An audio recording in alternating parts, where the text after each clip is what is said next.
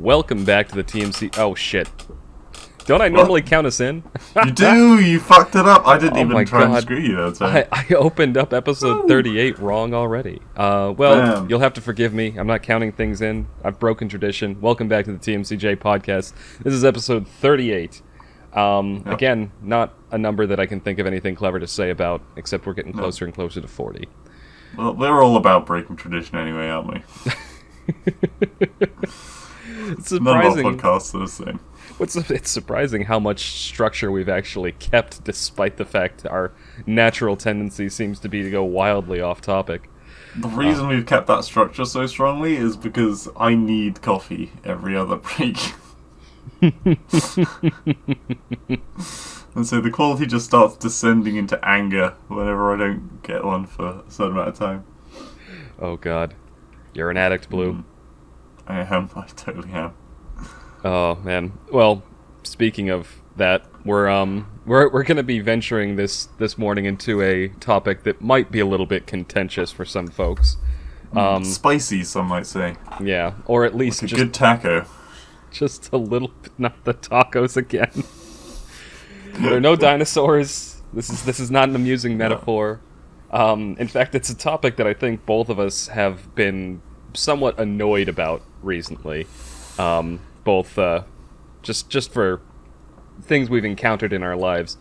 And the topic seems to be this kind of recent push in both professional and scholastic environments to sort of even beyond that, just in terms of like government policy in a lot of cases, this push to try and correct some kind of perceived injustice in the world by overcompensating hardcore in the other direction, and thereby just causing more discrimination and harm, in my opinion.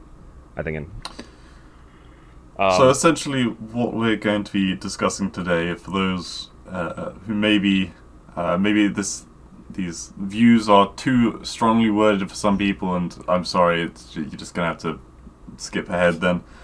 But we're going to be discussing gender politics today. Yeah. I don't know if it's necessarily... Yeah. Yeah, but yeah, go on. Well, no. I it kind of almost sounds like I'm making a joke when I say that, but no, literally, it's quite a serious thing in reality. And there are times when the world has done it right recently, and there are times equally when times and places, I think, where it's kind of been taken out of context. It's been pushed beyond its boundaries, as Kaiser says, sometimes in the opposite direction, sometimes just not in the initial direction to start with. Not enough. We're going to be going through a whole bunch of topics like that. So prepare your butts. Well, since you gave that intro, to not just start off with the negative, I think I will give an example of ways that this sort of thing has been done correctly in modern times, and has been a net good for life and society, I think. And that was, at least in the US, I think this might have happened earlier in the UK, but the push in the 60s and 70s and 80s in the US to try and kind of end the sort of discrimination that a lot of women faced in professional work environments. That being like, in the 60s, if you're a woman in an office, you're pretty much going to be relegated to some kind of a secretarial or administrative role. A lot of the bigger ones, it was just kind of perceived that, it was a man's world. There were professional women at those times, but they did have to push pretty hard to get into those positions. And I think the change that was made like throughout those decades, and again, I'm speaking in the U.S. context. I'm not sure when exactly this same sort of thing happened in the U.K. They like that was a net positive, like to have basically protections in place that say regardless of what gender you are, you get the same sort of opportunities. That being like said, that there are companies that I've seen that have done this very well in the modern times. Basically, like, you'll get a resume and it won't have a name on it. It'll just have like initials. So you won't be able to tell if it's a man or a woman. You won't be able to tell what their like background is. Like all of that is taken away, and you're just reviewing the resume. So you're looking at pure qualifications, absent of the person. So any sort of prejudice that you might have cannot factor in. And I think that's good. I think that's why I wanted to open up with that. That's a positive way that this sort of thing has been applied. Something that I noticed. This isn't inherently gender, but I feel like sexuality kind of keys into this kind of thing quite a lot. What kind of frustrates me is when either, like, let's say you're signing up for, I don't know, something. It could be anything. And so many forms these days want to know what your sexuality is. There's, like, no fucking reason whatsoever. The temptation... Well, there are reasons, and there are good reasons and bad I personally think they shouldn't be asking that shit at all. I think it's completely pointless. Who gives a... Like, if I'm applying for a job, what the fuck do you care who I sleep with? Like, just get that out of your mind. Like, if it's not illegal, it's unprofessional. Yeah. But, and I think this is why I kind of was like, when you said the topic we're going to be discussing is specifically gender politics, because it does expand outside of that. Yeah, absolutely. I think that the problem that I have to give it a more pointed description is, like, I have a problem with any sort of discrimination against anyone, positive or negative, based on immutable characteristics. Sexuality, ethnicity, or gender. Things that don't affect anyone else. Essentially, yeah. It's like, if they're and the things that you can't change about yourself. Like, they're characteristics that are inherent to you. So, like, any sort of discrimination, positive or negative, against somebody based on those characteristics profoundly offends me. Or at least I find them very distasteful. Yeah. But yeah, sorry, I interrupted your No, I thought you were saying why asking sexuality on a form might be useful.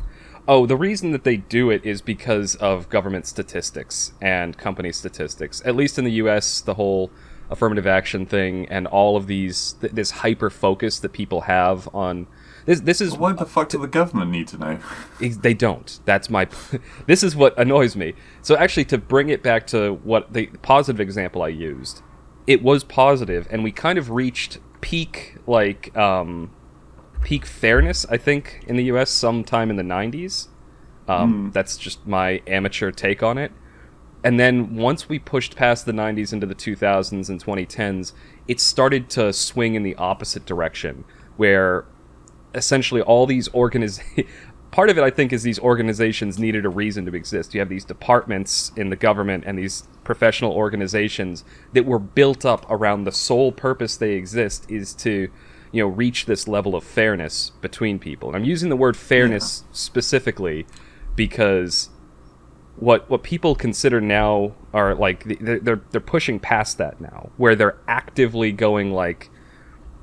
I know there was a big controversy in the UK a couple of years back where the BBC was hiring interns, and the internship, and mind you, the internship was open purely to people who were from what was it? I think the term you guys use over there is BAME, Black Minority Ethnic. And then it also, like, basically it was we want somebody who ticks some diversity box. Yeah. But the thing is, it was a research internship. It wasn't like they were going to be like acting in like a drama or something like that, or being like an extra, because that would have made sense. We're going to do like a historical drama set in Zimbabwe or something like that, so we need to have somebody of this ethnicity to show up in the background. That would have made sense, but it was just a research job. Why are you discriminating based on race for a research job? So, and I think you bring up the theatre. That's quite a key point, because obviously, as you know, in theatre in the past, women at one point were never allowed on the stage, and so men would have to play the dame and such. And that tradition is stuck because it's funny. Yeah. But instead, a lot of times, the women have taken on roles that the men would have. Yeah. And so, like, sorry. Finish your thought. Well, I was going to say, so I think there have been some performances I went to where the main character was in the story a boy, but they switched it to a girl for the stage. And that's the main character, and I think that's it shows creativity in the way that they can, take the main focus of an entire story, change it slightly, but they're so good at their bloody job that it plays naturally. Yeah, and this is kind of this leads into another thing that kind of comes up in the modern day because of this, when people get all up in arms when somebody isn't playing, when they're playing a role that isn't like what their characteristics are. So man playing a woman playing a man, a black person playing what was historically a white person playing what was historically a black person, or an Asian, or what have you. They got, like, I remember the Ghost in the Shell live action movie. People got angry because there was a white chick playing what in the anime people presume to be an Asian woman. Yeah. But it's never stated that she's Asian in the series, I don't think, and she's in a cybernetic body anyway. You have no idea what she like originally was or looked like. She could make that body look like whatever. But my point, going back to your point, they're actors. Like, if they're doing their job well, they're supposed to be pretending to be someone they're not. That's what acting is. We actually talked about this exact point previously with the James Corden thing. I don't know if you remember. I remember, actually, I remember saying that exact sentence before. I think I laid into act. I think I just summarized the acting profession as you're just playing pretend. Yeah. But, reading between the lines of what we were talking about before, the reason they use ask for people's sexualities is basically to fill out a sheet that says we have people that do that are this, and this. Like a fucking Pokemon Go game. Got to catch all the ethnic minorities and disabilities and genders, and Jesus Christ. It does get a little tedious. There's a philosopher and economist that I really, really love reading. His name, like, he's got to be like wicked old now. The guy, Thomas Sowell is his name. Right. And he wrote. I've read a few of his books now, but one of the ones that he like became big for initially was the book. It was just called Basic Economics, and in the book, he does a very good job laying out the premises of economics, but he does it in a way that is very easily digestible by a layman, by using like real world examples around the world, by showing examples where different economic policies have been tried and the results and things like that. And one of the points he makes is that exact thing, because what you were saying, the whole like Pokemon idea of diversity, where we need to have all 150 in this in every organization, ready for any occasion, kind of thing. Exactly, and it doesn't make any sense when you stop to think about it, because so people. One of the things I hear in the corporate environment a lot is we need to have even representation. We need to have like half women and half men in every department across the company, right? I think that sentence you just said really says it all. Really, they say they need it. No, what you want is you'd like it, because then it just happens to fall that way, and it's a nice thing.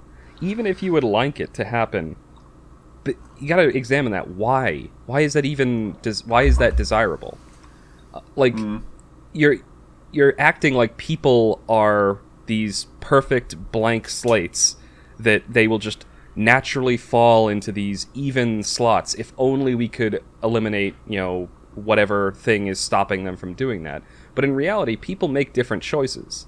Like, I don't like this idea of thinking that mindset is essentially saying that all women are the same, all men are the same, all people of Asian descent are the same, all people from Hispanic descent are the same, and they're not. And it happens way too much in the even if you drill down and say, okay, if you say as a generalization, black people, okay, are you talking about Caribbean? Are you talking about West African, East African, South African, Sub-Saharan? Are you talking about the northern part of Africa? Like, those are very, very different, not only ethnicities but also cultures. And the same thing when people go like white people. Are you talking about, are you talking about, Eastern Europeans, Northern Europeans, Central, Mediterranean? Like, yeah, like the rules change on a daily basis. I think I was talking to someone who's quite a bit older than me the other day, and they were saying that back when they were like really young, it was not okay to say black people, and this was like tens and tens and tens of years ago. Yeah. But it's kind of, I mean, is it even okay to say black people these days? It's still got a tuba around it, but I don't think it's as bad because everyone's become used to it because of the whole Black Lives Matter thing. Everyone has become used to saying black people because they're representing only black people. Well, the one I keep hearing over and over again is people of color. And I'm like, that sounds racist. It strikes me too much of like, I won't say it because I don't want to, but like there was a way you could rearrange those words, and that was considered a very racist thing to say when I was growing up, like to describe them. And I'm like, but it's again, and maybe I'm biased in this because I grew up in the 90s, and I was always brought up, you don't treat people differently based on their immutable characteristics. You treat them like people. It's like, I'm a person, you're a person. Unless you do something to make me think you're a dick, I'm gonna treat you just like I would want to be treated. Unless you do something to, but that's... unless you're like a fucking Nazi who just has always been brought up to think that if a person has a certain characteristic, they're a bad person. Or not even if but not even bad person, but bad or good. Like, I think it's a bad thing to treat people as a monolith, whether you're treating them as a monolith in a good way or a bad way. Like, it's to trust them irrelevant of what they've done. Yeah, exactly. I'm purely on the side of treat somebody as an individual. Like, if they are a good person, you treat them as a good person. But, like, you treat them as a good person, not them as a good person because their group is a good person, if that makes any sense. Or because, like, they're popular or famous or whatever, because you hear about things like that so much, where it's like, people either on Twitch or just famous people in general, where they haven't turned out to be exactly what everyone thought they were because... Yeah. Like, you don't know the person. Yeah. We've ventured quite far from kind of the beginning here. We're getting a little bit more philosophical, but to kind of bring it back down to like concrete examples, and to go back to the point I was making about that Thomas Sowell book. There's, sorry, I lost track of my thought, but it's one of those things. So I work in like biotech. I remember I went to an engineering college, and there were 3 times the number of men and women in the college. But in the pure science fields, specifically the biology fields, and to some extent biochemistry, the ratio was almost reversed. There were double the number of women as men in those fields within the college that had a 3-to-1 male to female ratio.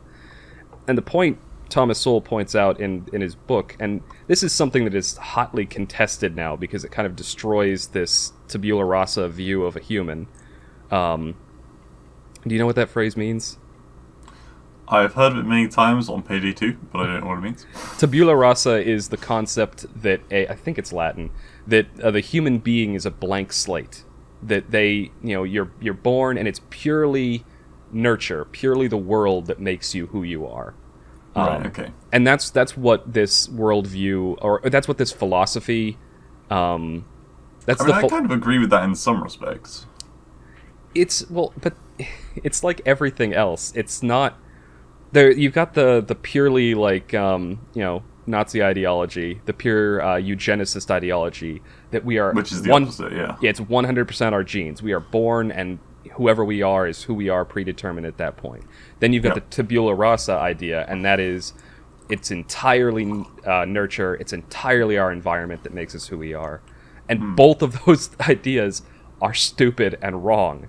The truth, like almost everything else, is in the middle of that.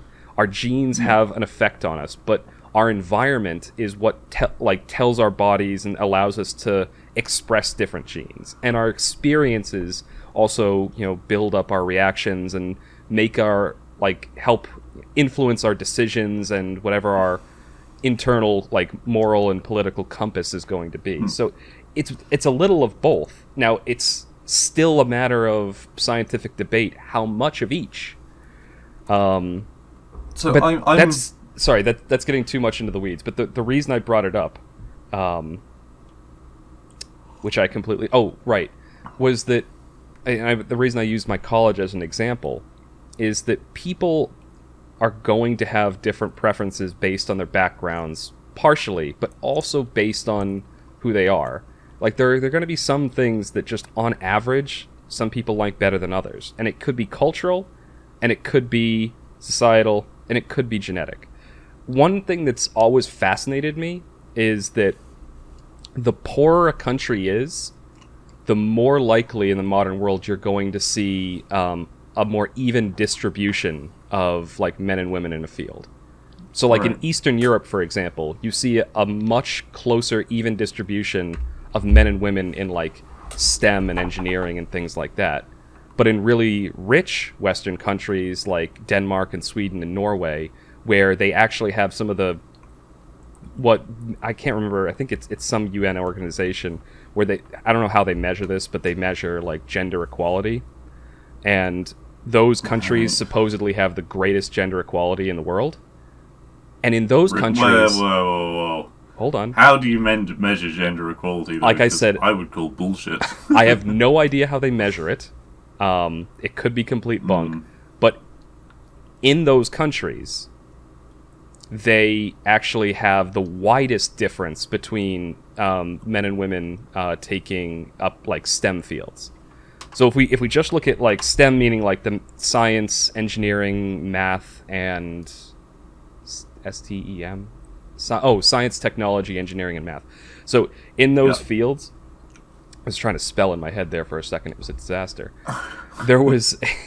They found that if you look at these countries that have a poorer poorer ratings on that gender equality scale, they actually have a more even distribution of men and women in STEM. But in these richer countries that also have this higher rating on this equality scale, you find that there's a larger disparity between men and women in the STEM fields. And I don't know what that means, but it just... To me, it always illustrated that these issues are way more complicated than just... we need 50-50, and if we get all of these barriers out of the way, then we'll have 50-50, because it doesn't seem to be the case. Yeah, it's a problem that's never going to fully go away. It's always going to be either one way or the other in smaller margins, and it can be both ways, because frankly, I'm sure in parts of Africa or something, women are still probably being treated terribly. I mean, I don't know the local politics of every country in the world, and I get why... Congo's a really good example. Right, okay, yeah. It's essentially been in a civil war for quite a while now, and they've essentially, in good chunks of the country, they've degraded to a semi-tribal state. Yeah, and I get why we would need to... God, it's... how can I say this? It's good that we can help these countries to find an equal balance in their gender politics, but at the same time, no country in the world, I don't think, is perfectly balanced in gender politics yet. It's a matter of like trying to.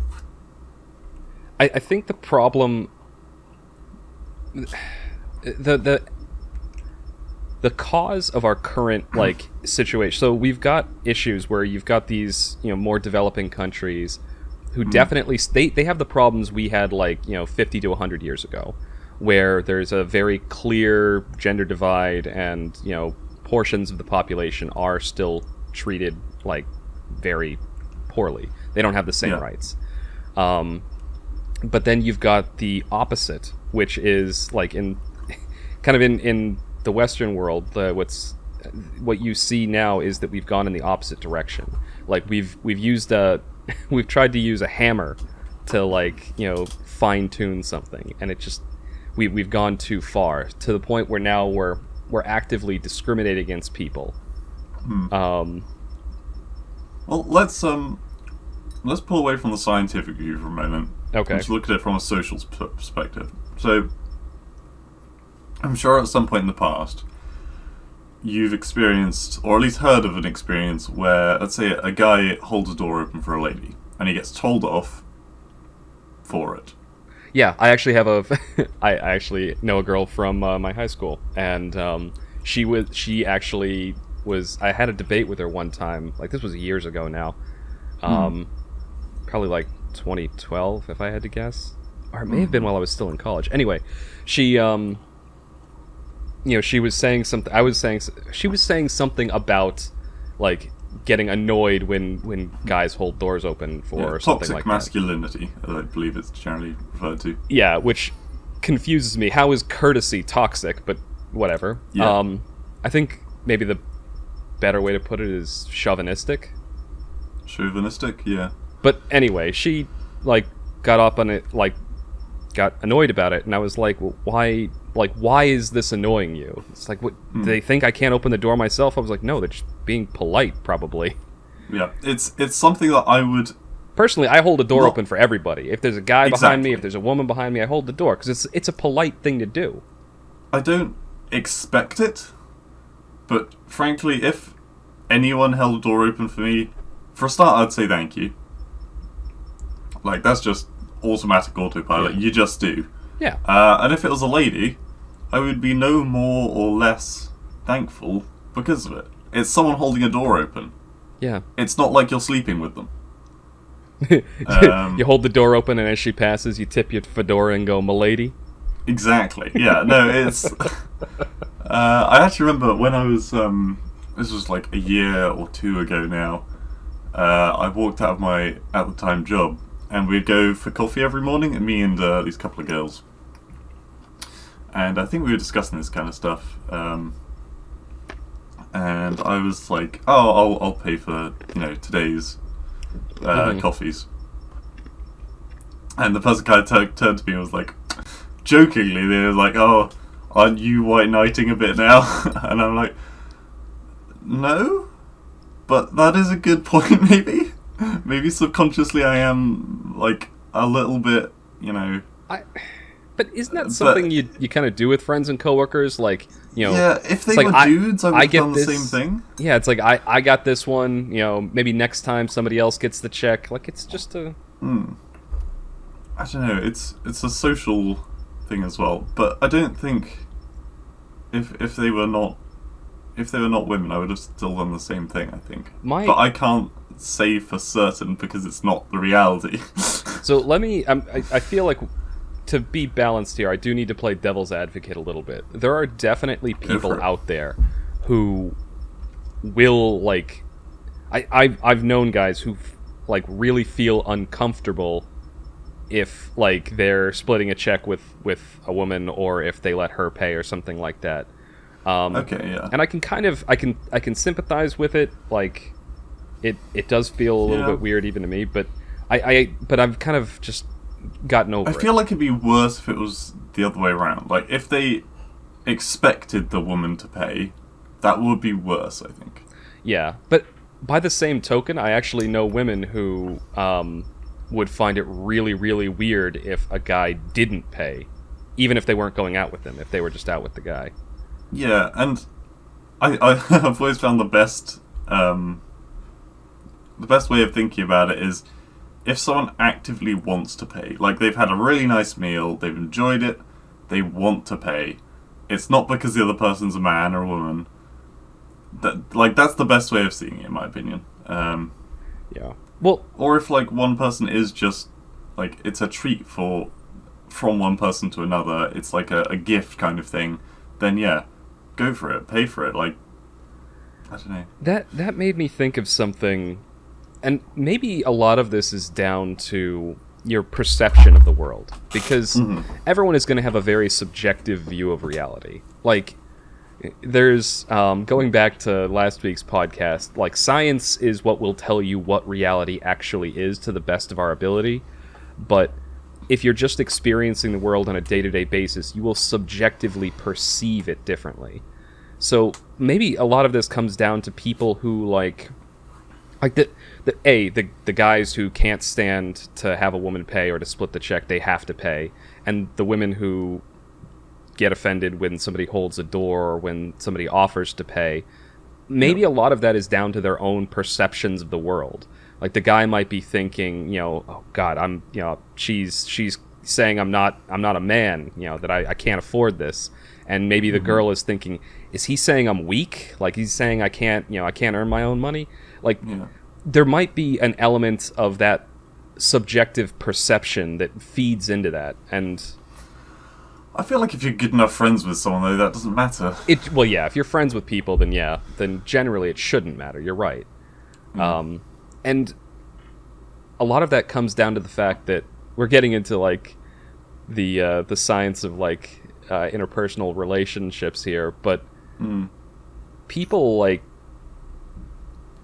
So to go back to my example that I just used of people maybe not knowing and they have this perception of the world and they're taking offense before they understand the full thing. I think the reason that doesn't happen when you're with a group of friends is because you all basically know each other. You know each other's habits and proclivities. Like you're not going to get offended. And if you do get offended, going back to the holding the door example, I mean, I might hold a door for a complete stranger, but I'll kick it shut in my friend's face because it's funny. Yeah. Yeah, okay, yeah. Like, that sort of But you would never do that to a random person, ever. Oh, no! just to clarify. Well, that's what I mean, is I do it to my friends, because it's funny, we're friends, we can mess with each other because we're friends, exactly. But to a stranger... We say horrific things to each other that we would never say to anyone else. Well, that's the thing, there's Same, like, yeah. If you're a decent person, there's a certain level of decorum that you're expected to have out in the wider world. You don't be an asshole or a prick to a complete stranger unless they do something to you. Yeah. Like if somebody, I don't know, throws something at me in the street, then okay, all bets are off. I'm kicking them in the nuts. But if it's just two people like passing by or something like that, and I don't know, I see him drop something, I'll go up, like, hey, you dropped this.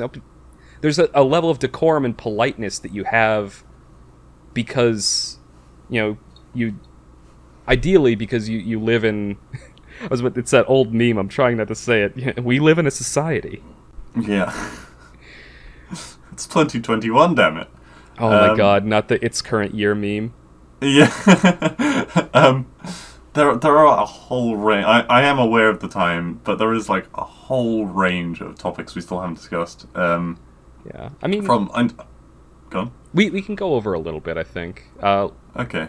Well, there's the two major topics that I was gonna... That were still in my mind. They are, the concept of you cannot hit a girl. Yeah. Has major backlash depending on who the fuck you're around. Mm-hmm. And also, people being given opportunities that they would not be otherwise have if they were a different person. Yeah. So let's start with the first one. I'm gonna give my take on it real quick, and maybe it's a little controversial. I personally think that in most circumstances, you definitely should not, as a man, hit a woman, because, and this goes back to biological differences. Like there is an extreme difference in strength. Like. men, because of testosterone, develop denser muscle tissue, thicker bones, bigger hands. You can do a lot of damage, and typically the average woman would not be able to. Like, there's don't get me wrong. There's women out there that could kick my ass. Like Ronda Rousey, no, she's putting me on the floor. But but in general, I'm talking like the average man, average woman. And I think that with it takes some sort of responsibility. The same way as like an adult shouldn't hit a child, right? Absolutely. Because I totally agree. I'm not, before anyone gets offended, I'm not saying women are children. I'm just saying that like it's the same thing if you were like a bodybuilder and you know there was some pasty little fuck like who was getting in your face. It's your responsibility as somebody who is clearly physically more powerful to limit your use of violence. This goes down to the like, and this extends into other things too. I am a firearm owner in the United States, and one of the most important things is like when you go through that and when you get the training for it, like you have to fundamentally understand you are now capable of a significantly larger amount of force, and so there's a lot of responsibility with that. Like you need to do everything you can to make sure a situation never escalates. And it's the same thing when you're more powerful than someone else, like physically. It's your responsibility to do everything you can to avoid violence.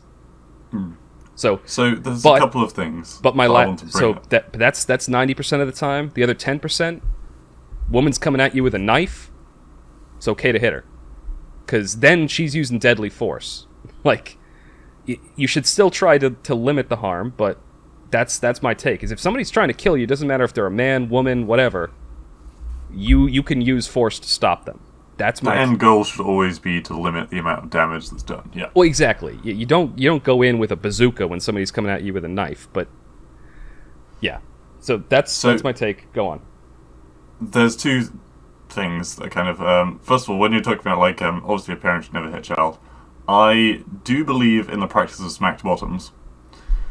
But you don't. You could, okay, maybe like a little swat to tell them, hey, you know, you did something wrong, but you don't go with a haymaker.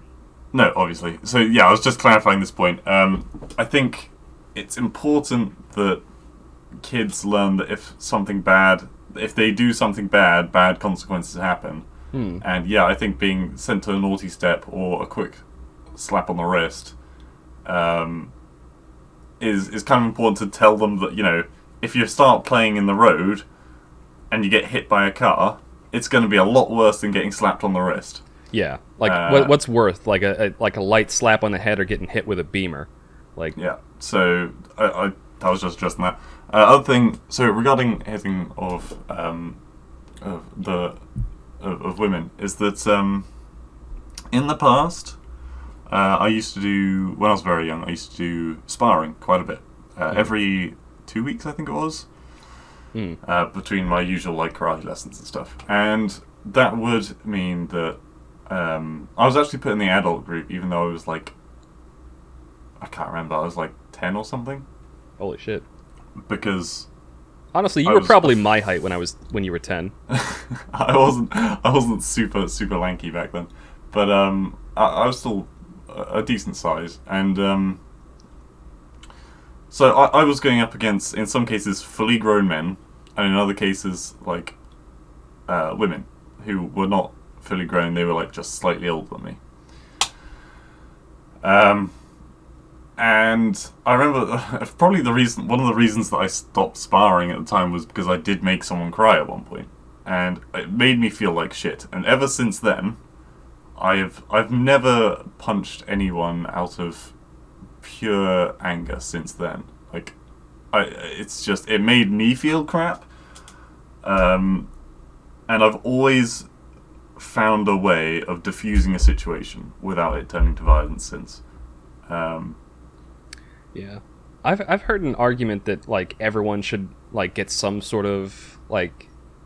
It's one of the reasons that roughhousing is actually very, very good for children, because when you're young, like when you're kids, the reason they have so much energy to play and the reason they have that instinct to roughhouse is they are, before they have the power to actually do damage, like before their bodies are fully developed, they then are training their minds to to deal with that, to go like, okay, this if I hit someone, they might hit me back, and this is how much. Yeah.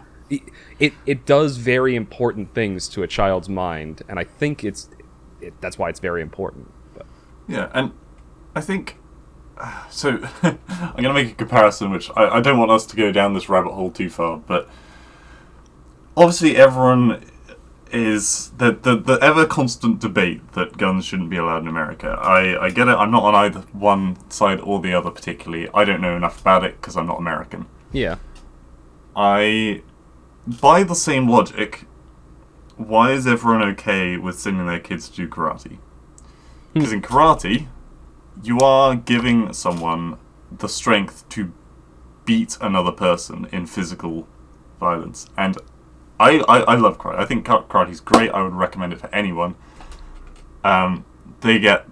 When you're doing karate, you get proper training and you're told, this is the time when you should use this.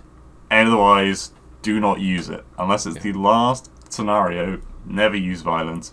And even then, a lot of these martial arts, like Aikido, which, again, really, really good form of martial arts. I enjoyed training in it a lot. It's all just, like, you never really attack anyone. You never attack anyone. And it's all about like holds and things like that, and that's the perfect kind, in my opinion, of defending myself. Is if someone is coming at me with a knife and I don't have like a fucking frying pan to knock them over the head with, is getting rid of the weapon that they've got is always going to be the best option. Like, I don't want to hurt them even if they want to hurt me. Yeah. And I mean, that what you just said there about the whole, what they taught you in the karate, they teach you the same thing at firearms training courses. Like, they give you, before they even let you touch a weapon, it's, they train you over and over again with fake ones, to never point it at a living person, always keep your finger off the trigger, and then more than anything they hammer into your head is, like, you should be doing everything you possibly can to de-escalate a situation.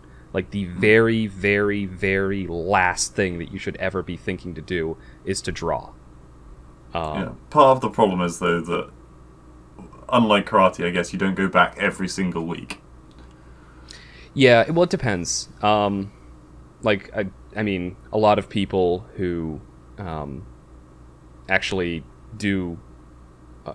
it's different in more rural areas, but where I live, you have to get recertified every so many years. There are classes you have to take.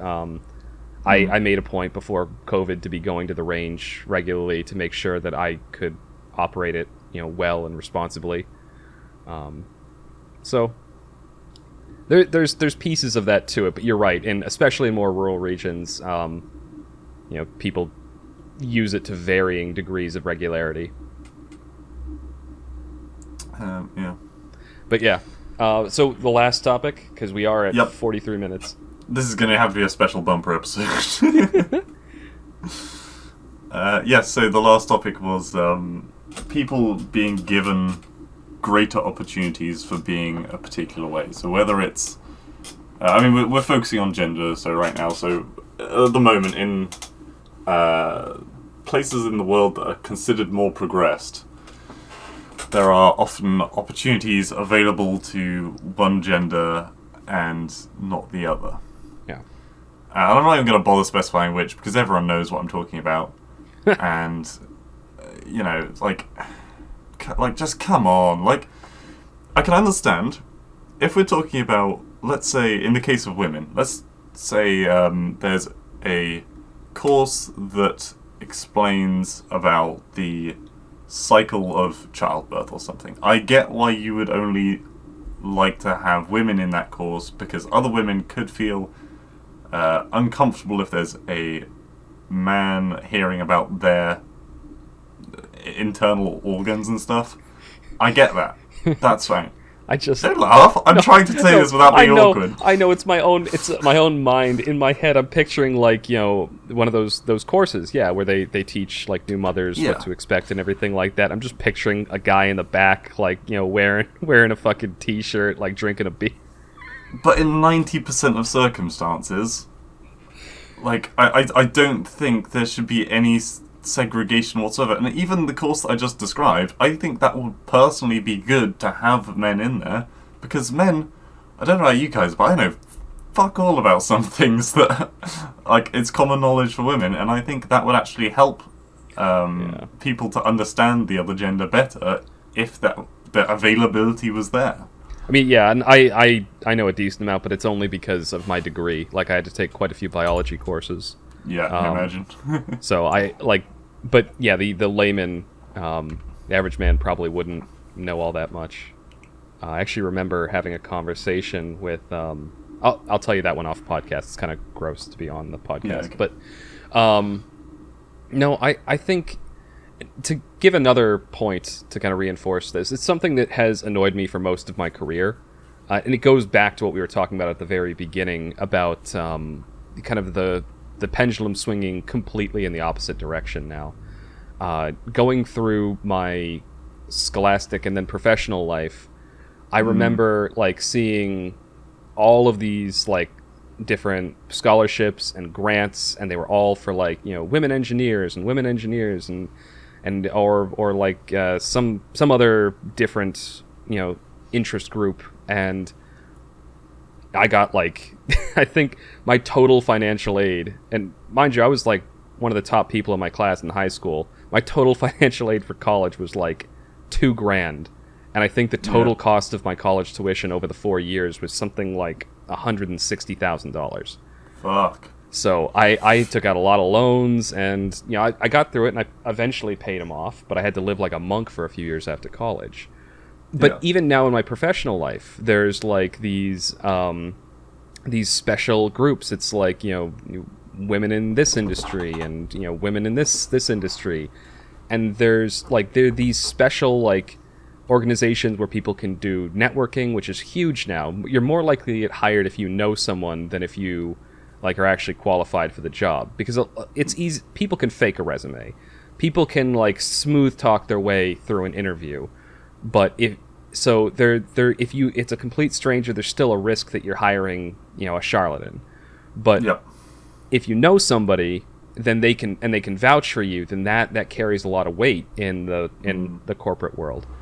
Yeah, I believe there was a survey that went out, and it was like everyone's first jobs, did they get it through like the normal way, or did they get it through knowing a person? Yeah. And like over 50%, it was some crazy number, was because they knew someone who also worked that job.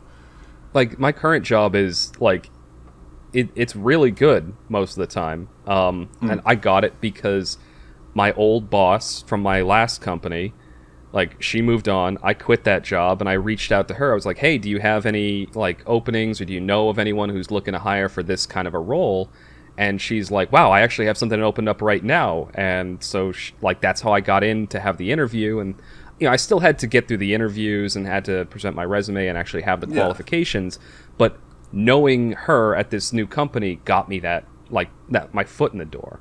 Yeah, and so the fact that they have these professional organizations and these classes and workshops and things specifically for one interest group, I mean, my problem isn't that they exist. My problem is that no counterbalance exists. It's not that I personally I wish that they were just all open to anyone. It's like I'd prefer like, here's an engineering networking group, right? Don't base it on gender, don't base it on race, don't base it on sexuality. We're just all engineers, right? Or you know, people who work in marketing, same sort of thing. But and I think the ability to get your foot in the door because you know someone, I think that is a good practice. In the same way that if like a kid has grown up and their father works a particular job and the kids always wanted to follow in the father's footsteps, I think they should be given almost kind of a slight advantage in that particular field where their father has like worked all this time. Because they can mentor him. Yeah, and because they have like an actual emotional attachment to the role. Yeah. It's one of those things you have to strike a balance between networking and nepotism.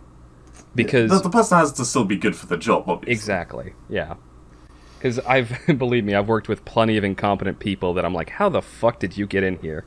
I think I may have told this story before, but one of the first companies I worked at, there was an intern, and I don't know how he got this job. He must have known somebody, because it was a pharmaceutical manufacturing facility, and we have layers of clean rooms in these facilities, and the guy was in one of the lower level clean rooms, so it wasn't a huge contamination risk, but you have to wear these suits in there and like masks and goggles and everything to make sure you don't contaminate the environment. He was in there in a suit drinking a coffee. And one of the operators rushed up and was like, "What the fuck are you doing? You need to get out of here." And he's like, "Oh, okay." He just takes another sip of coffee. Like, they had to close the whole room down, sanitize everything. Like, production was shut down for a day because of that idiot. Yeah. And he didn't get fired. Jesus. Oh, man. All right, we're already way over on time, but yeah. I really enjoyed talking about this, so I didn't want to cut it short. Yeah, I absolutely the same. I hope everyone is listening has taken a fair retrospective. You don't have to agree with our points in any way. I'm not saying that. But I hope it just makes everyone think a little bit about it and try and just make everyday life a little bit easier for people if they're not trying to be, or if someone is being an asshole, then yeah. I was going to say, be an asshole to them. And if you disagree with what we've said, any of the points, honestly, or agree with them, or you think that we got something wrong, let us know. I mean, this is in a nice, calm discussion kind of way, not screaming at us in a text. I'm just gonna get a message. It's all capitals. What the fuck is wrong with you? Yeah, exactly. We don't. If it's all like that, then we're probably not going to read it. I'm telling you now. Honestly, if somebody sends me a text that says "What the fuck is wrong with you," my response is gonna be a lot. Okay. That too. All right, let's end it off there. Yeah. Right. This will be the end of the very long segment 1 of the TMCJ podcast. Hopefully you enjoyed. Keep listening and you'll hear us again momentarily for segment 2.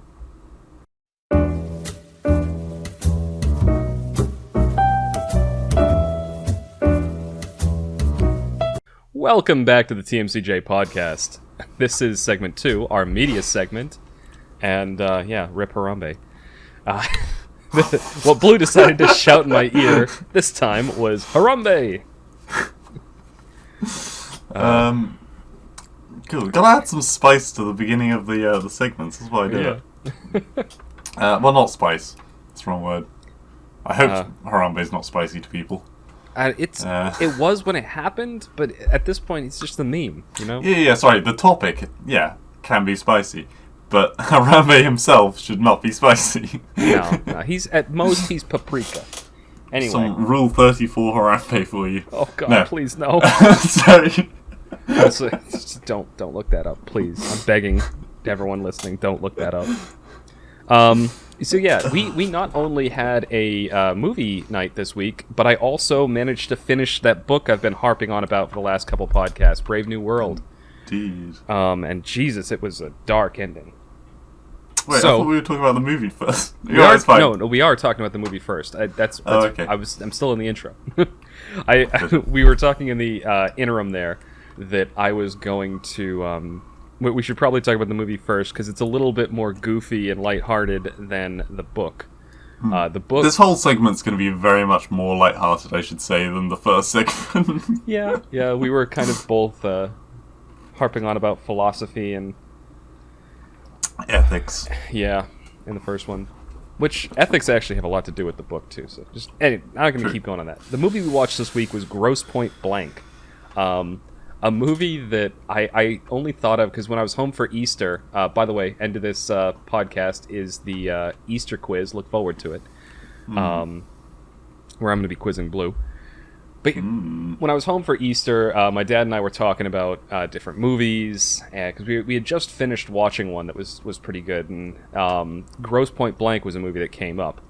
Now, the premise of the movie is there's an assassin who is stressed out by the job of being an assassin. Yeah. And so, at the behest of his secretary, he is convinced to go to his 10-year high school reunion back in his hometown. At which point, he runs into, like, the former, like, love of his life, who's still living there and now has, like, a little radio show, and he apparently stood her up on prom night to go off and join the army, and then eventually became an assassin. First for the CIA, and then independent contractor. And all throughout the movie, he's kind of being tracked by two, like, CIA operatives, and then he's also being followed by another couple assassins who are trying to take him down, and one assassin who's trying to get him to join a union for assassins. And it's just this goofy little mix of just all this happens. And in the end, he kills the people following him. No, he doesn't. Yeah, he does. He doesn't kill the CIA. Yeah, he does. Well, okay, yeah, him and Dan Aykroyd do. Oh yeah, they do. Yeah, it's a very casual scene, but they die. Honestly, they do not deserve to have been killed. As much assholes as they were, they didn't deserve to die. Yeah, they really did. Well, there was a lot of that in this movie. I mean, yeah. Anyway, so and then he discovers the person he's been sent to the town to kill, because he's not only there working, but he's also there for the reunion. Was his old, like, high school sweetheart's father, who was going to be testifying in something, and he makes the decision then and there to give up being an assassin and defend her father against all this stuff. And, like, throughout this giant gunfight in the house, like, she, like, is just basically confused and just wide-eyed and panicked the whole time, and eventually, like, like, he makes an apology to her after the gunfight's over, and she's got a gun pointed at him, and then eventually just closes the door in his face. But they get together, and she gives a little monologue about the end. At the end, it's, love isn't about fixing someone or finding the perfect someone. It's about accepting who they are and moving on and getting out of town. Yeah. It was the first thing I would like to bring up. Oh, sorry. Yeah, no. Just my kind of overall synopsis, at least from my view, is it's a very dark romantic comedy. Yeah. I was going to say, it's a bit of a rom-com. Yeah. It's the kind of rom-com that you could bring anyone along to and they'd still enjoy it, because it's not just soppiness. There's the cute lovey-dovey scenes, and then there's the, massive gunfights and death. I would say even the cute lovey-dovey scenes aren't that lovey-dovey. Like, they do the fucking aeroplane. Hell yeah. Like, that's clearly meant to be a romantic scene, because he's, like, come to her house and they're like, oh. Yeah, they're reliving times. their old... And then they're just being... I can't say that word. They're being children again. Yeah. But yeah, no, one thing I want to first bring up is as the kids would say these days, the banging tunes that are used throughout the movie. Yeah, they have really good music all throughout. This movie, by the way, came out in the late 90s, I think. Yeah, to be fair, maybe I just love 90s music in general, I accept that. But yeah, really good choices. So much so that the next day, I was humming under my breath, Live and Let Die. And one of my colleagues was like, are you singing Live and Let Die? I was like, oh yeah, it's because I watched this film the other day. And he was like, I watched that like a week ago, it's one of my favourite films. I was talking to my... sorry, finish your thought. Well, no, I was just going to say, so it's funny how, like, it's clearly a very American film, but even people over here, I'd never heard of it before, but apparently it's popular here too. Yeah, when I was talking to my dad about it, he was saying that he wasn't sure if it was just like a guilty pleasure, or if it was a movie that was actually, like, really good, or if he just remembered it fondly. Yeah. But apparently, I personally think it's just a good movie in general. Yeah, I think so. The Sonic... I would say a guilty pleasure is like Transformers for the action, but it's just a shit film, and I know that. But it's still kind of like cool robots. Well, that's like I actually enjoyed watching the Twilight movies, and I know they're not that good, but I've not seen them yet. They're I say yet. I'm probably not going to see them, but some of the most generic, pedantic, like high school love story, but you slap on a veneer of supernatural stuff. That's how I describe those movies if I were being brutally honest. But for some reason, I just, I enjoy having them. They're not a movie I'll sit down and watch, but they're a movie that I'll put on when I'm doing stuff because I just like listening to them. Oh. I don't know why. Because they're not that good, and the books are terrible. But whatever. So you know how basically no one's going to the cinema anymore. Not because of COVID, just because everything's available online. Yeah, there was an actor that made a point about this, but yeah. It's got some... Cinemas now have some really good fucking deals. Like, I think the one near me, it's like this massive, really cool cinema. Like, it's not a small one. It's big, it's impressive. Yeah. And, I don't know, just the atmosphere of a cinema I've always liked. Like, the smell of popcorn... The shiny tiles. Anyway, they have like I think a deal that's about it's like £12 to be able to go and see any movie you want as many times as you want for a month. That's pretty damn good. Yeah, it's something ridiculous like that. But I mean, obviously I can't at the moment. I'm considering doing it with Alicia at some point. If there's good films, if there's just terrible films on, then fuck it. But in fact, you know what, even then, if you just sat in a bad film, just, I don't know. Well, it wouldn't be that bad. Well, so I actually have, so a few years back, so I'm not a huge fan of horror movies, but I have a friend who used to always drag me to them. And it's not because, like, they don't bother me, I think the problem is they don't scare me. Because, like, I sit there and watch, and it's like, oh, this person gets, like, killed because they did something stupid. My thought isn't, oh my god. My thought is, wow, what a dumbass. Yeah, we've discussed before how I'm not afraid of computer games that are horror-related, and you are, but I'm terrified of horror movies, and you aren't. I think it's because in games, like, I'm actually playing...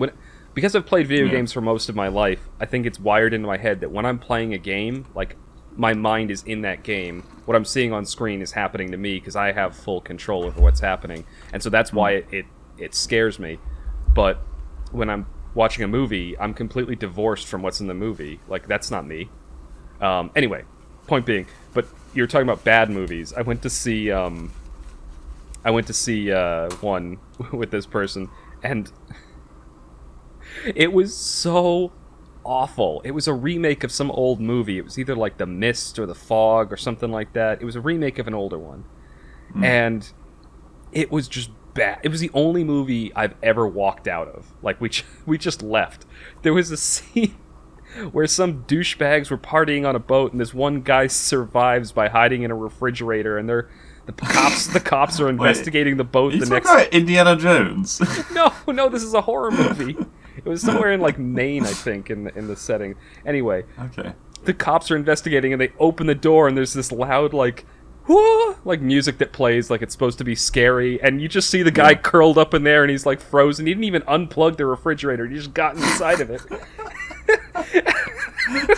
And instead of, like, being scared, the two of us just fucking laughed at it, and we're just like, this I imagine that could probably look really grim, because frostbite does not look nice. But... the concept is very fun. I don't know. Right after that, we just left the theater. I have no idea how it ends. We just went off and did something in the mall next door for a while. But that was it. It was so fucking stupid. We're getting way off topic. Yeah, Grosse Man Point. God damn it. What was it called again? Grosse Pointe Blank. Grosse Pointe Blank. Okay.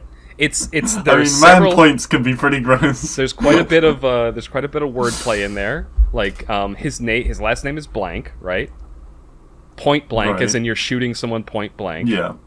Grosse Pointe is the name of the town.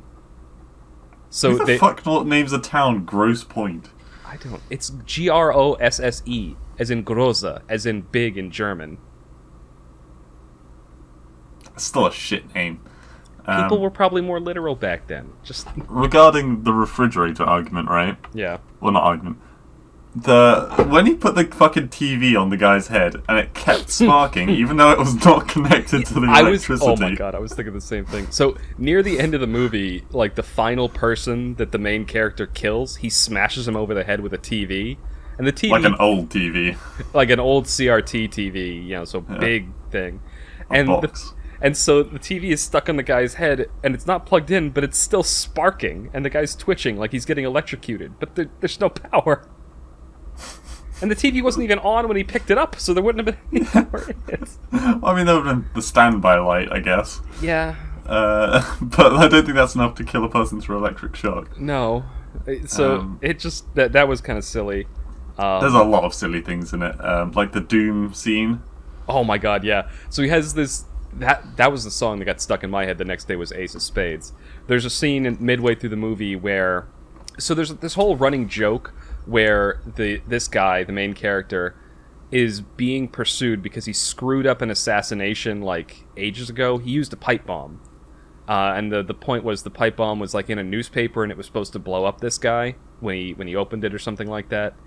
Unfortunately, the guy had a golden retriever who picked up the newspaper and it died. Wait. Oh, that was what that was. I didn't. They went through that too fast. That's why they were making fun of him like throughout the entire movie, and that's why the other assassin was coming after him, the weird Austrian guy. Yeah, his face was weird. His face was really weird, and his eyes were just completely black. So, anyway, Yeah. but that guy comes after him, and in like a mini mart, and the two of them have this massive gunfight like throughout this entire mini mart. And he has two full Uzis. How do you miss? Like, it's not like shelves and books are going to stop the bullets. Okay, it's because he's dual wielding. Actually, going back to the first segment, in the firearms training course I took, one of the things they did was to dispel people's perceptions from watching movies. And so they let us try holding... They weren't loaded. They were loaded with gas cartridges. And they had laser pointers to tell if you were hitting on target. And they had us try firing with two pistols, and just to show how terribly inaccurate it is. Like, it's quite difficult to hit something with a pistol at, say, like, anything past 5 meters. Like, if you're trained, you're probably going to be able to do it pretty well, but if you're panicked and running around, you're going to have a hard time. But if you've got one in each hand, it throws off your balance so badly, you're going to miss everything. But the number of bullets that went downrange, it's hard to miss anything. You're right. Ideally, like, one of them probably should have gotten hit, but they didn't. So the two of them are fighting. They're both dual wielding. One guy's got Uzis, one guy's got pistols. And wait, no, he hasn't. No, one guy just had pistols. Yeah, he only had one pistol, didn't he? No, they were both dual wielding. Oh, okay. So they shoot up the whole place. Meanwhile, the clerk there's an old arcade machine with Doom 2 on it, like the original Doom 2 game, and he's playing that, and he's got his headphones on listening to the Ace of Spades, that song, and the two of them are just like, they're constantly fighting, and this kid doesn't notice because he's really into the game. He's got the headphones on, and then at the end, like, the assassin runs away, and the main character notices that there's some C4 in a microwave. That's not how that works. Wait, what?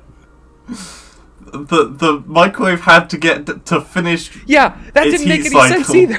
I was like, what? It's not exploded instantly. Okay, that was a comedy thing. He was microwaving C4, and the countdown on the microwave went to 0, and then it blew up, and anyway, it's like you need the exact right setting to cook this C4. Also, I love the like, when he saves the clerk. And I love the clerk's reaction, because the guy's just like, are you okay?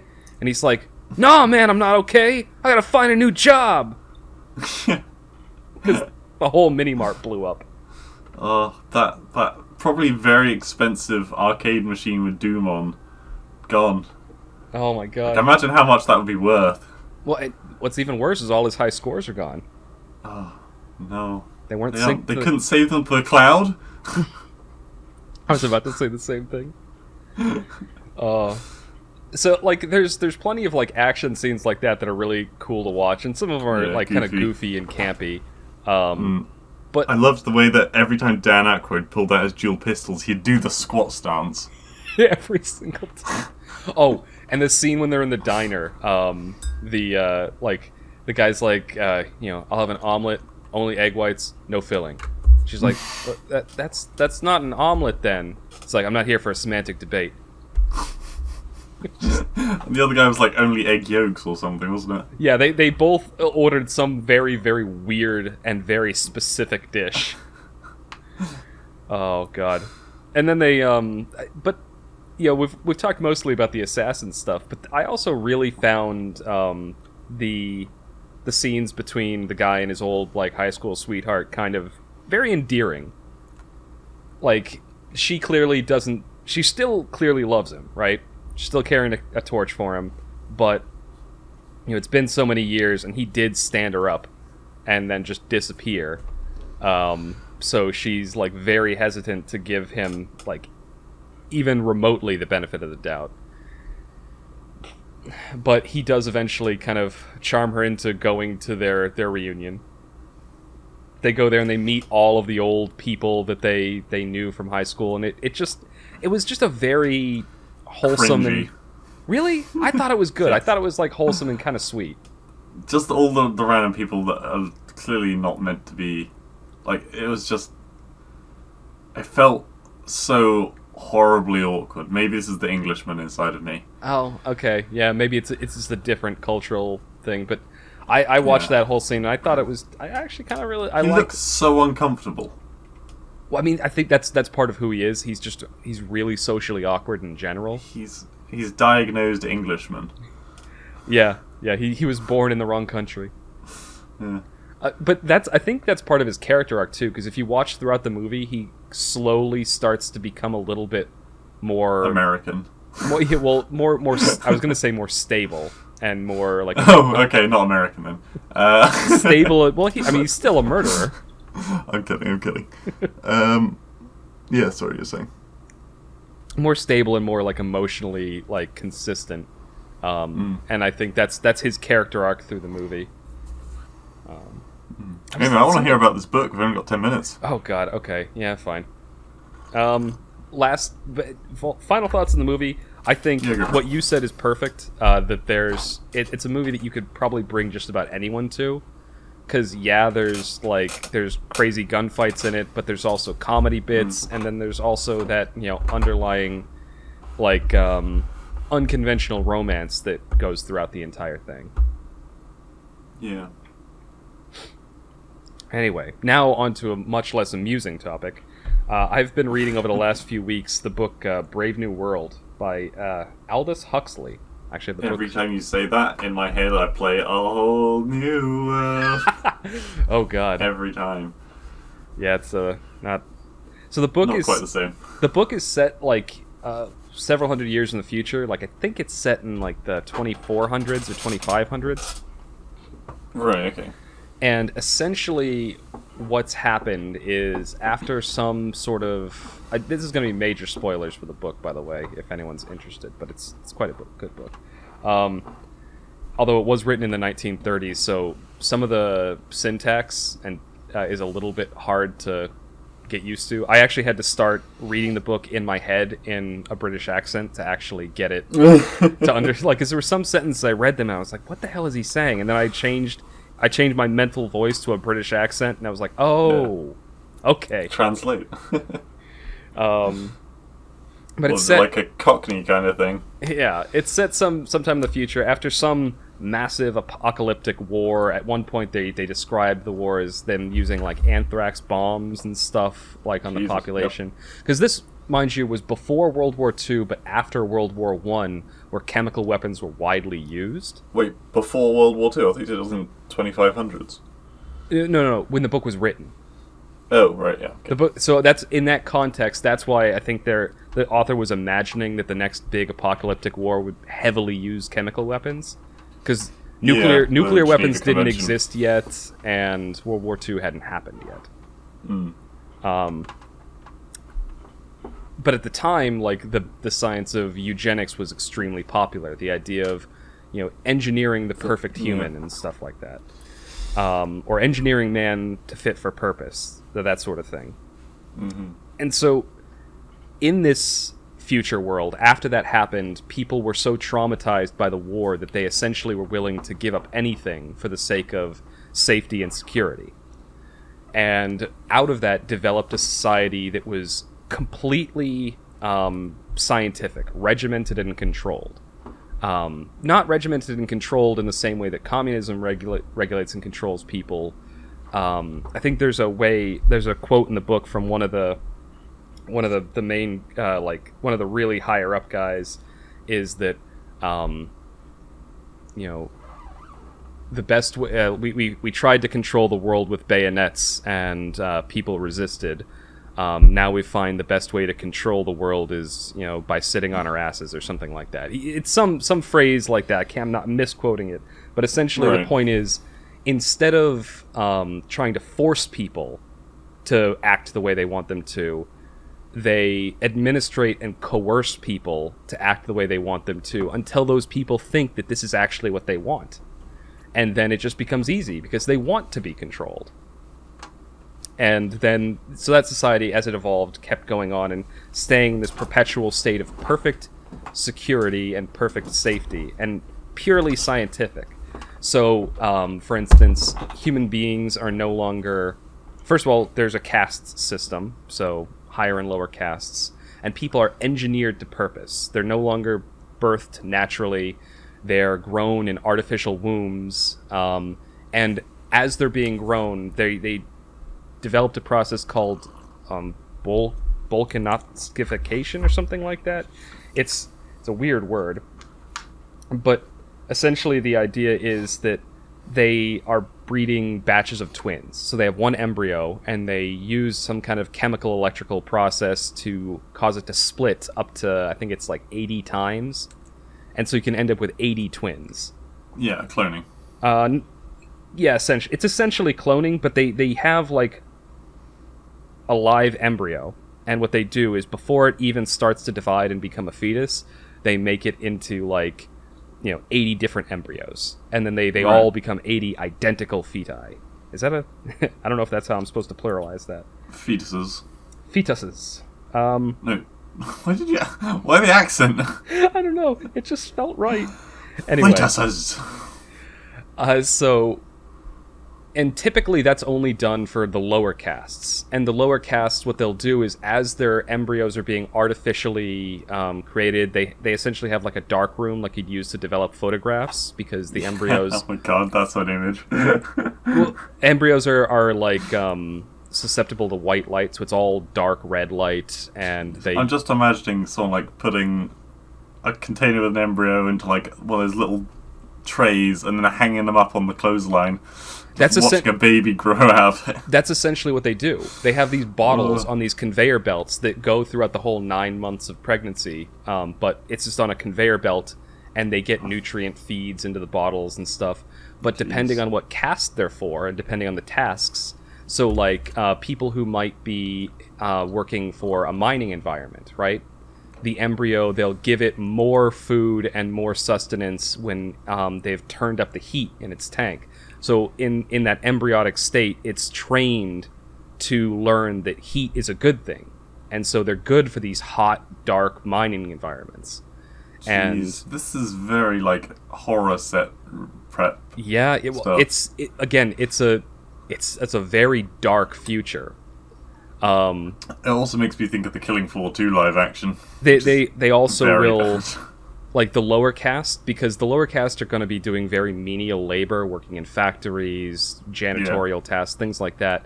They will essentially purposely deprive them of some oxygen when they're embryos, so that they're like purposely like stupid when they're born. Right. They'll introduce alcohol into their like feed tubes so that they're stunted when they're born. All these, again, horrifying things by today's moral standard, but this is, again, a purely scientific society. So they don't really have a moral compass anymore. It's just, we need a worker who will be able to do this to the best of their abilities. Okay, I will use science to tell me what are the attributes this worker needs to be resistant to heat, it needs to be smaller so it can fit in the tunnels, it needs to be less intelligent so that it won't, rebel or not want to do the work, and so on and so on. And so, again, perfectly scientific, but morally abysmal. Right. And so... I'm thinking about Dromogimons. So they eventually they get decanted, they get released from the little bottle that's been their surrogate womb this entire time, and then the babies are trained in these giant centers en masse. So there's this one scene where they have the babies. There's a director giving a tour to some like upper caste students. The castes are divided into alpha, beta, delta, gamma, sigma. And they have different designations. And depending on the designation, they are designated for different work. The alphas are essentially the people who do administrative work, the ones that run these centers. They're not messed with their intelligence in any way, but they are hypnotically conditioned to kind of fit into this sort of moral worldview. But anyway, I have a... Sorry. I have a single particularly glaring issue I see with all of this. Yep. And that is that human life is definitely not the most efficient way of doing things. They address this in the book. Okay. So I'll finish this scene that I'm talking about, and I'll actually tell you how they address this in the book. So the scene, there's the director of this center where they make all these babies. The center is called the Center for it's set in London. The Center for Hatchery and Conditioning. So it's called a Hatchery and Conditioning Center. Jesus. Exactly. It's all very morally neutral language. It's a hatchery. Not a birth has some sort of a moral weight to it, but a hatchery. Yeah. You're just opening an egg. Just creating animals, not people. Exactly. And so he's giving a tour to some students who are, they're in the alpha caste, and they will eventually have to do work in a center like this. Right. And so he's showing them this one center, and these nurses, it's a conditioning room. They bring out babies that are around crawling age, and they put them on this strip, and at the end of the strip are flowers and books. And the babies go over, and the colorful pages of the books, there's pictures, the flowers, they're playing with them. And the moment they touch them, they electrify the floor under the babies. Oof. And so then they tell them to go play with them again, and the babies won't touch them. They're afraid of them.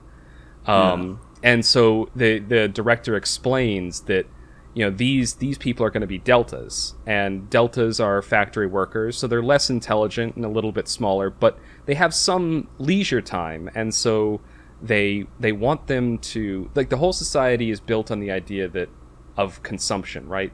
So that they keep working, so that they keep creating. It's essentially, society is formed into a loop, so it's just always maintaining the status quo. So they know that they need some leisure time, so they're allowed to go out to the countryside, but they don't want them to enjoy nature itself. They just want them to vacation to the countryside and, go out there and play golf or whatever sport, they do, and then come back. They want them to go out to nature and come back. And they also don't want them to have any interest in books or literature or, higher education, because A, they probably couldn't understand it because their brains have been, messed with. But B, because there's no purpose behind it for them, because they're just going to do factory work. So that's that one scene. And how they address that sort of thing, they actually, in the end of the book, some of the main characters are talking with one of these world controllers who are essentially the alphas, the people who are in charge of administrating this giant machine system made up of humans. Yeah. And he explains that, well, yeah, we could synthetically create, we could make a factory that could synthetically create all the food we need, all the medicine we need, all the components we need, but then we would lose stability, because, we found that, because they actually talk about how at one point they experimented with giving the gammas shorter work days, because they only really needed to work for 3 hours, but they were having them work for 7.5. And they were like, well, we tried making them work for 3 hours, but all they did was, take more drugs and didn't really do anything productive, and they were less happy. So we just put them back to 7.5, even though they don't need to work that long. Yeah. So the system has purpose-built inefficiencies in it just to stay stable. That still doesn't address the idea of robotics, though. It does, because they essentially... Well, first of all, robotics was in its infancy when this was written, so... Yeah. There's some allowances for that. But the idea being that society hit a certain status quo, and it seemed very stable, and so they're only making minor tweaks. They reveal at the end of the book that there are experiments they did. Like, they tried to make a society that was entirely made up of alphas, essentially. So humans that were genetically, like, peak, they were essentially conditioned to not die of disease and stuff like that. They had good physiques, good immune systems, and they had full intelligence. And they essentially evacuated the island of Cyprus, they say, and populated it entirely with alphas, and saw what would happen. And it devolved into a chaotic civil war that killed 20,000 of them. And so they abandoned that idea, and they said they tried something else, to use the automation example you had. They said they tried that in Ireland, and the same, it had a disastrous result. That was the one where they lowered the workforce's hours, and it just went badly. Well, you just wouldn't need to breed as many, was my point. And that's you just don't need the human component. That's possible. But the point that the guy makes at the end of the book is that they don't make these changes because they've reached stability. So progress is done at glacially slow paces. Hang on. So what is the actual story? Because obviously the world has been set very. That's the world. Okay, so I wanted to set the world first, and then I'm going to tell the story. So the story centers around 3 major characters. Well, 3.5. There are 2 main characters and 2 characters that I would describe as kind of supporting characters. Yeah. The 2 main characters are this guy named John and this guy named Bernard. So Bernard is the first character we're introduced to, and he is an Alpha Plus. They have plus and minus designations, depending on how well because they do get educated still. And so that's how they become an Alpha Plus or an Alpha Minus or a Beta Plus or a Beta Minus. Yeah. And so he is actually working at this hatchery and conditioning center, and he works as a hypnopedic psychologist. So essentially he's in charge of designing the hypnosis therapy that is given to all the kids as they're growing up in this center, to essentially teach them class consciousness, what the proper moral things to do are, how to treat other people, but their idea of morality is very, very different from the modern one. It's essentially a morality based around things being impersonal and things being sterile. So yeah. He's weird because there's a rumor going around throughout the book, and it's kind of a joke, because he's, unlike most of the alphas, he's a little bit stunted and kind of weak, whereas most alphas are supposed to be taller and more muscular, and for some reason he's short and scrawny. Mm-hmm. And so he starts to be in this world where everyone is just happy. They're just happy and content, and nothing really challenges them.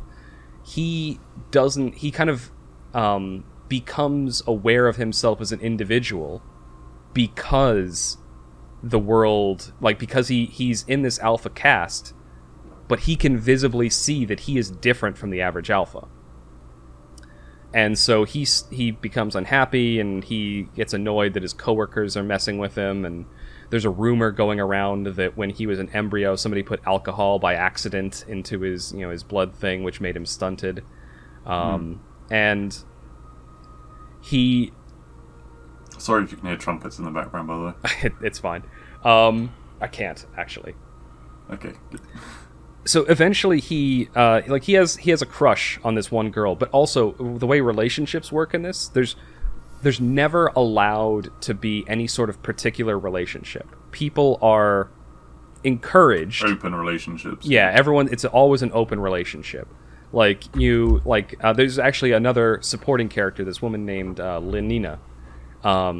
She's actually being mocked by one of her friends because she's been going out with the same guy for like 2 months. It's like, what's wrong with you? That's weird. It's considered like socially awkward. Like she should be seeing different people, and even she acknowledges, this is weird. He's been seeing other girls. I should be doing the same thing. And so she goes out with this guy Bernard, who has a crush on her. And she gets made fun of that too, because it's like he doesn't really look like an alpha. Why are you bothering with him? Anyway, the date that they end up going on is to what they call a savage reservation. Essentially, and these are areas of the world, it's explained, and there are several of them, which don't have... They have no economic worth, so they were never developed. So within them, you essentially have people who still, have old world beliefs. Exactly. Like old world religions, old world beliefs, old world family structures where people are born instead of decanted. And sometimes people will vacation there just to see how these weirdos live. And so they go there. And what they discover is that one of there is like this particular one is in like New Mexico, I think, and so the people who are in there are like descendants of the Pueblo tribes, because apparently that area, that region was a desert, so there was no reason for them to like civilize it. Essentially, as they use the term in the book, they describe everything that's not their perfect machine world as uncivilized, inefficient. Yeah. And so they go there, and what they discover is that the director of the hatcheries, who, by the way, takes a serious disliking to Bernard, and is thinking of transferring him to some remote outpost in the middle of bumfuck nowhere, they discover that when he went there on vacation, had actually lost track of the girl he was on vacation there with, and she had somehow become pregnant, which is, they take all these steps to make sure it doesn't happen. They, it's considered like, You have to all the girls actually carry. It's considered fashionable to carry like a birth control belt, essentially. Right. And she somehow, something went wrong. She got pregnant. She ended up having a kid. So, but she gets lost on this trip with him years and years ago, and ends up with this tribe, and ends up having his kid, the directors. And then 20 years later, Bernard and Lenina like go there, and they encounter her and the kid. And Lenina is just absolutely revulsed by this person because they don't have old age in the rest of the society. They use hormone treatments and stuff to keep people looking perfectly young until they hit like 60 and die instantly. Yeah. Just they look perfectly young, and then just suddenly they're dead. Again, efficiency in the world. And so, not being used to old age, they see old people in this camp, and they're just like, what the hell? What is wrong with these people? And so they encounter her, and she's like so happy to finally see someone from the civilized world again. And her son is older, and he's kind of grown up knowing about this outside world, but she's like, his mother's described it as kind of a dreamlike fantasy world, and so he doesn't really know what it's like, but he wants to see it. Right. But he's also been raised by this Native American tribe who have kind of instilled in him the kind of morality that we have now, where hard work and perseverance are a good thing, and that they've taught him religion and this idea of the beauty of nature and all this other stuff. And so he has both of those aspects. And Bernard, seeing this as an opportunity to kind of undermine the director and get him not to transfer him to bumfuck nowhere, decides he's going to make a call to the upper guy, the world controller, and go like, don't you think this is of scientific significance? We could bring them back and study them and see how, somebody who is has come back and is now experiencing civilization for the first time, how they'll react. Yeah, that's fucked up. And he does it as a shrewd political move. But again, they don't have... This is, like I said, a purely scientific society. It's not... Morality isn't a thing. Their version of morality is purely... It's an engineered morality. That, do you not think that would alienate the main character, though, from the audience? I don't think this was meant so much as... Well, he has a character arc. I'll get to that. Okay. So they do bring him back, and this is where you're introduced to the second main character, John. He's the son. And in fact, they call him John the Savage throughout the rest of the book. And most people very politely refer to him as Mr. Savage. Anyway, they get back, and people are disgusted by the woman, the older woman, and she essentially... Oh, this is a good thing I have to mention. They've essentially done away with all other like forms of intoxicants and developed essentially the perfect drug. They call it Soma. Essentially, it is a tablet that if you take like one tablet, you'll get like a light buzz. If you take 2 tablets, you'll feel a bit intoxicated. If you take like 3 or 4 tablets, then you'll kind of, go on what they call a Soma holiday.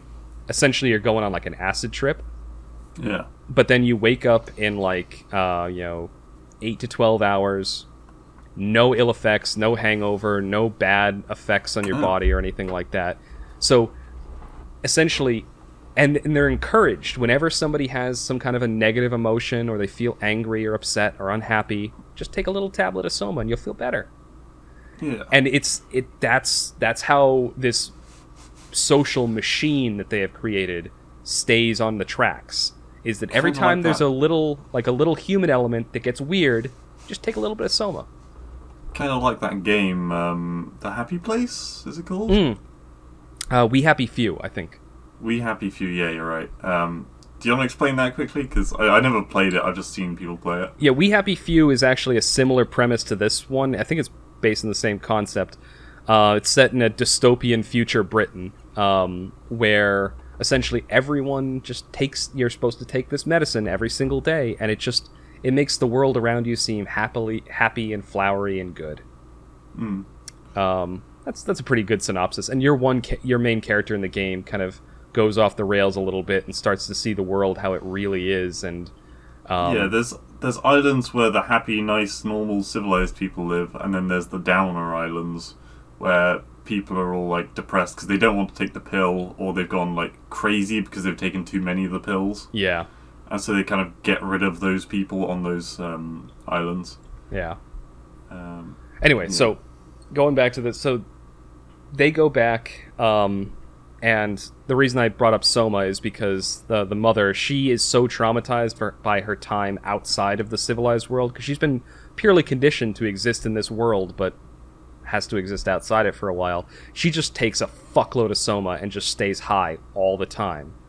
And it's weird that the scene is a little bit unnerving, because the son is clearly concerned. The doctor's like, yeah, it's probably best for her. And she's only gonna, this will kill her pretty quickly, but it's for the best. And the son's like, what? Like, shouldn't we try to stop her? Like, shouldn't we try to help her in any ways? And the doctor's just confused. He's like, why? Like, he's like, I could see if she had some important work to do, but she has no work, and she wants to take it, so it's best for everyone. And like, the son is horrified by this, but that's this society's opinion, because again, from a purely scientific perspective, that's true. She's not part of the machine. She's not going to contribute. The longer she stays alive, she's going to use up resources. She doesn't want to work, and she wants to take the Soma, and that's going to get her out of everyone's hair quicker. So this is clearly the best way to go. That's, again, the scientific perspective, but from a moral perspective, obviously that's a horrible way to look at it. So the story continues with Bernard kind of showing the Savage off to high society, and suddenly he's popular. Suddenly, despite the fact that he's stunted and doesn't really look like an alpha, he's treated like the alpha that he actually is. And that scene goes on for quite a while. And eventually, the Savage John goes like, I'm not going to deal with this shit anymore. He hides himself in his room. He becomes just fed up with this version of society and doesn't like it anymore. but he also falls in love with Lenina, the girl that Bernard took out on the date.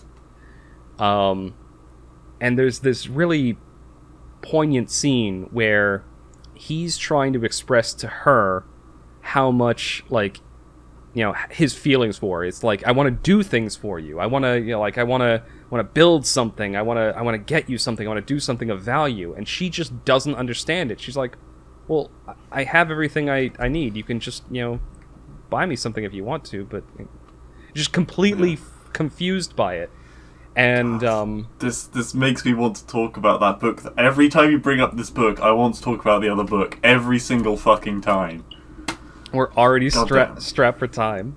I know. Yeah, sorry. Yeah, wind it up. I'll kind of wind through the last little bits. Anyway, she like just perfectly, like, eventually he tells her that just in a moment of like frustration, he says he loves her, and she's like, oh, great, I like you too. And then she takes off all her clothes and tries to sleep with him, because in her mind that's like, she doesn't even recognize the difference between the word love and like. It was just like, oh, he likes me too. What do I do? Just like, oh, you know, I guess I'll sleep with him. Like that, because they don't have any particular monogamous relationships in this society. It's all, and it's done so that no strong emotions ever form, no passion ever forms, no anger ever forms. Mm-hmm. So their emotions are always just kind of in the neutral wavelength. Anyway, he gets very angry at this. He's furious at her because he realizes that it doesn't mean anything to her, and he's like, you know, young, passionate boy, and just lets the anger get the best of him and shouts at her, and she runs away because she's not used to people being angry. Anyway, that goes on. Bernard and his best friend, this other guy, who I haven't mentioned him, but his supporting character, his name is Helmholtz. And he's like, think like the epitome of the alpha in this society. He's big, he's muscular, extremely intelligent. But because he's so much more intelligent than the people around him, he's had the same problem as Bernard. He's started to recognize that he is an individual. Like, he's different from the other alphas. And so the two of them form this interesting friendship dynamic. And so the three of them, John, Bernard, and Helmholtz, all, like, you know, become friends. There's this scene where John's mother is dying in the hospital, and he's disgusted. Like, she dies, and he's disgusted because a nurse is bringing a tour of 80 Delta twins through the hospital. And they're all these young kids, and what they do is they put them through death conditioning. So they bring the kids to the hospital where people are dying, and they let them wander around and look at the people dying, and they give them treats like eclairs and sweets and things like that, so that they begin to associate death with pleasant feelings. Yeah. So that they die in a very happy kind of state, right? Mm-hmm. And John is so, like, completely disgusted with this. He describes the Delta twins as maggots crawling over the corpse of his mother. Yeah. He goes out and he sees them giving, like, the rations of the Soma drug to the Delta, the older Deltas in the hallway, and he flips out, and he starts shouting at them. It's like, what are you? Don't you want to be free? This drug is poison. Like, be men. And Bernard and Helmholtz, who's with him at the time, get a panicked call from a guy at the hospital going, like, the Savages down here is going crazy. Yeah. And they find him standing next to a window, having grabbed the box of the Soma tablets and just tossing them out the window and, like, punching at the Deltas who are, like, getting angry that he's taking their drug away. And they have very different reactions. Bernard, like, pussies out and tries to almost slink away, but he feels guilty, so he tries to come back in and help his friend, but then he pussies out and gets guilty again. Helmholtz, on the other hand, goes like, it's like, yes, this looks like fun, and charges in and just starts punching the Deltas with John. And the two of them, like, and just the idea of this, you know, big burly guy who's, like, essentially, he's been looking for something to make him feel alive his whole life, and then he's like, a fight! And just starts fucking throwing haymakers at all these little twins. Jesus. Like they're not kids, but they are stunted, so they're like, think like a 4'5" dude. Yeah. Anyway, so they all get in trouble, and this brings us to the end of the book, where they get brought into the study of one of the world controllers. Essentially, there's like 10 people around the world that are essentially the administrators of this giant machine. Yeah. And he has a long intellectual conversation with them where he explains a good chunk of the world that I talked about earlier. And he essentially tells them that, when you come to this state, you have two choices. You can go into the college and potentially become a world controller like myself. And he reveals that he actually got into a lot of trouble because he started looking into forbidden science. Things that were dangerous, that could dangerously progress or change the stable balance that they've maintained. Yep. Or you can go to an island. They essentially have these isolated islands that are people who are kind of the variables. Faction, yeah. Yeah, people who are too individual, and so they're the variables, and they throw them out. So Bernard and Helmholtz, they choose to go to an island. He refuses to let the Savage go because he's like, you're still part of our scientific experiment. We can't let you go. And so the Savage decides he's going to go out to an abandoned lighthouse and just live there and try to become self-sufficient and dig up farmland and stuff. And the fact that he's out there doing these things, people see him out there, and he's such an oddity that everyone we want to go see the Savage. And so the water. He ends up attracting a huge audience, and essentially he becomes such a spectacle. He feels like he's just an object in a zoo, and eventually at the end of the book he just hangs himself. Oh jeez, I thought you guys he'd become like a prophet and slowly guide people into a different age. Honestly, that's kind of how I thought it was going to go. Yeah. But no, the book, like I said, the book has a really dark ending. Helmholtz and Bernard end up on the Falklands Islands, just isolated and away from everyone, and John ends up killing himself because he realizes he's just a specimen in a zoo. Crikey. So, dark ending, but a really fucked up vision of the future. Yeah. And holy shit, this went even longer than the first segment. Not quite yet. I think the first segment was 52 minutes. We're at 40... Oh god, you're right. 54. Jesus. Okay. This is gonna have to be one hell of a big This is gonna be a very long podcast, but you know what? It is. Now that I'm not uploading them in individual parts, fuck it. Let's go over every time. Not every time. We got a lot to talk about this time. It's a good thing. Yeah.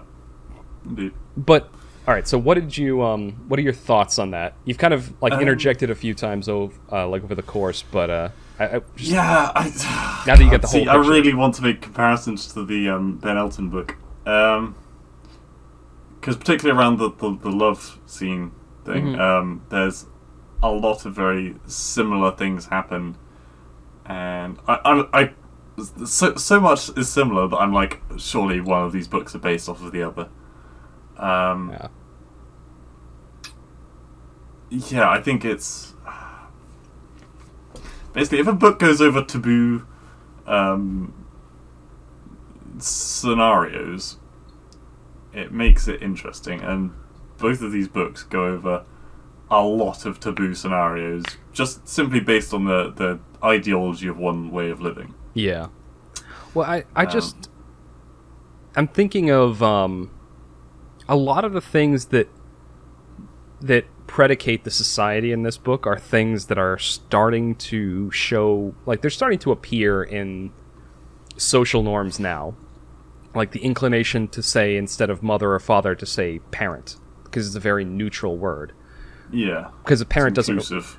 But in the book, they make a point that mother is considered a slur, and father is just an obscene joke. Like the idea that you would give birth to somebody, that you would have that kind of a close familial relationship, it's just obscene, is what the word they use often. Yeah, well, cool. What book are you moving on to next? Oh, I don't know. I got to figure out something. I actually went back to the audiobook, The Formic Wars. So I'll probably keep going through that, because I'm on the fourth book now. I know I talked about the other ones a while back. But yeah, no, it was just a great book, and I didn't do justice to a lot of the bits. because the author does an extremely good job of demonstrating how completely they've essentially taken what is a human being, and a human being is it's a free radical. It's a random element.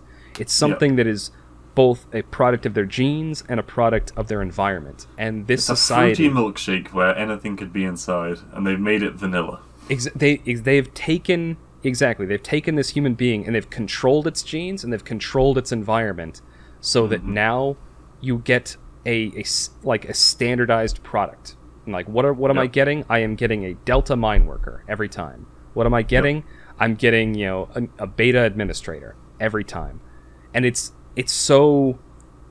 essentially stripped humanity of all innovation, of all beauty, of all anything that is ethereal outside of the scientific realm. So very, very bleak future, but I won't push us over any further because we still have the quiz to do, and those actually usually go long too. I don't think it'll be as long as these segments, but yeah, let's wrap it up real tight. Okay. That's going to be the end of segment 2 of the TMCJ podcast. And if this kind of book, if you thought that sounded interesting, let us know what you think. Does that sound as bad as I really think it is? But yeah. And if you've heard any other books that are similar in aspect, we would love to hear about them, because we do take an interest in these kind of things. Yeah, and it'll give us something else to talk about in a future podcast. Anyway, we'll call it there. This is going to be the end of segment 2 of the TMCJ podcast. Thank you all for listening, and you'll hear us again momentarily for segment 2. 3. Fuck.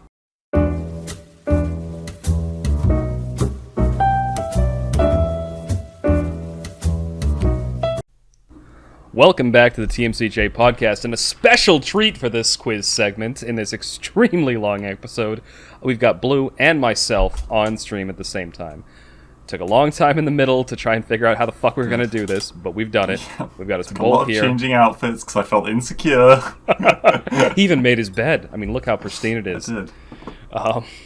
Anyway, so the theme of this quiz, it is me being the quiz master this segment, and I am quizzing him on Easter. Since it's still April, and this was the holiday of the month, me being Catholic, I thought it maybe appropriate that I quiz him on this. And it is kind of my favourite holiday of the year. Candy, bunnies, eggs. Exactly. Bunnies, the cutest pet you can have. Chocolate, the best food you can have.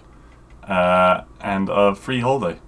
I told you one of my coworkers got a little bunny, right? She's been sending pictures to us constantly. Yes. I remember asking for them. She did a little Easter photo shoot with it. Anyway, so because this has already been so long, let's just jump right into it. Yes. I've got my little notepad it's here. It's like the first time we haven't had the longest segment be number 3. Right. It's be the shortest segment. Yeah, normally we go over on that, but honestly, segment 2 was the longest. I don't think that's ever happened before. So, going right into it. Okay. Have you got time already? No, I don't, because I've already got like 8 billion devices open. Where's my phone? Son of a biscuit. Oh, wait. Here we go. Flip phone. I mean, I could do it if you... This is a stopwatch. You held it sideways, you flicked it open, I was like, is that a knife? And then you turned it right way. Here we go. Stopwatch. Got it. Oh, wow, that's a really old phone. Holy shit. It really is. This is my personal phone. My work phone is a smartphone. This is my ideal phone. It makes phone calls and I can send texts, but I don't have to deal with any of that other bullshit. I got a computer for that other bullshit. Anyway. I like how I was worried about making my bed, but just look at the table behind you. It's just covered in crap. Yeah, I've got there's a few books, there's a PlayStation game, there's a hammer. Yeah. Yeah. Do you sit on the floor when you're accessing the back PC? I just realized, because the keyboard's on the table, you'd sit on the floor cross-legged. No, but so that PC is used for, like I was saying in the interim, just background stuff, recording. So I basically have the keyboard just to do a couple things and log in, and then I put the keyboard off to the side. Okay. I was going to say, because that's brilliant. 'Cause I'd love to sit cross-legged while I work. Especially on, a nice carpet. Anyway.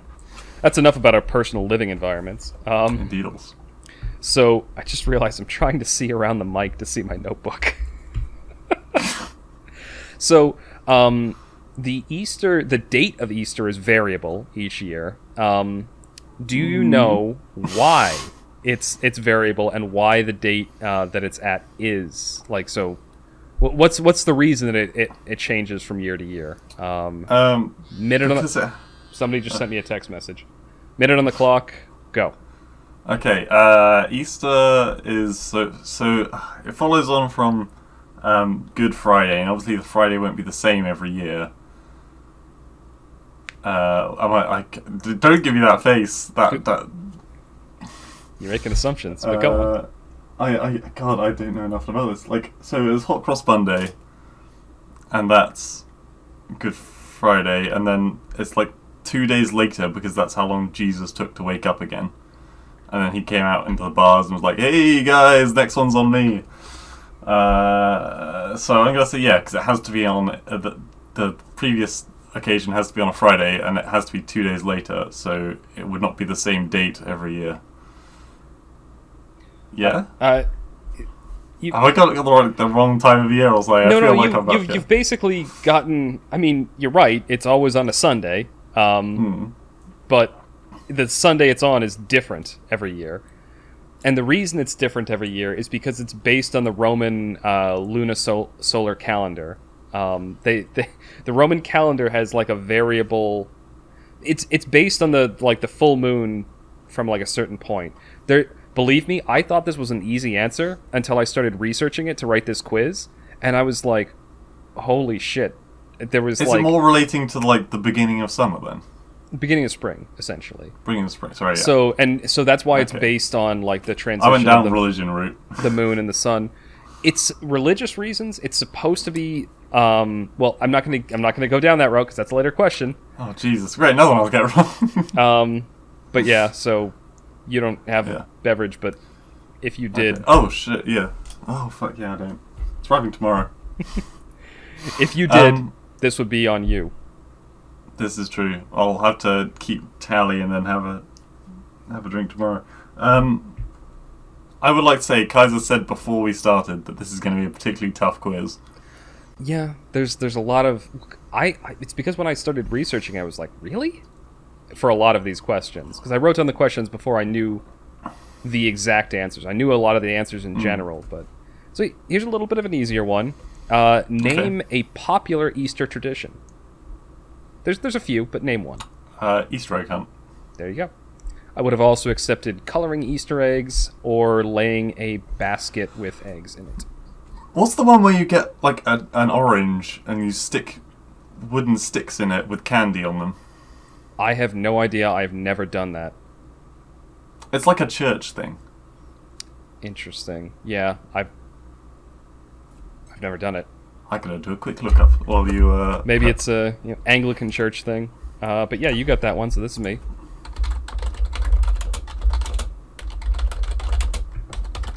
Okay. So, why... Oh, I'll wait. Because you're... Sorry.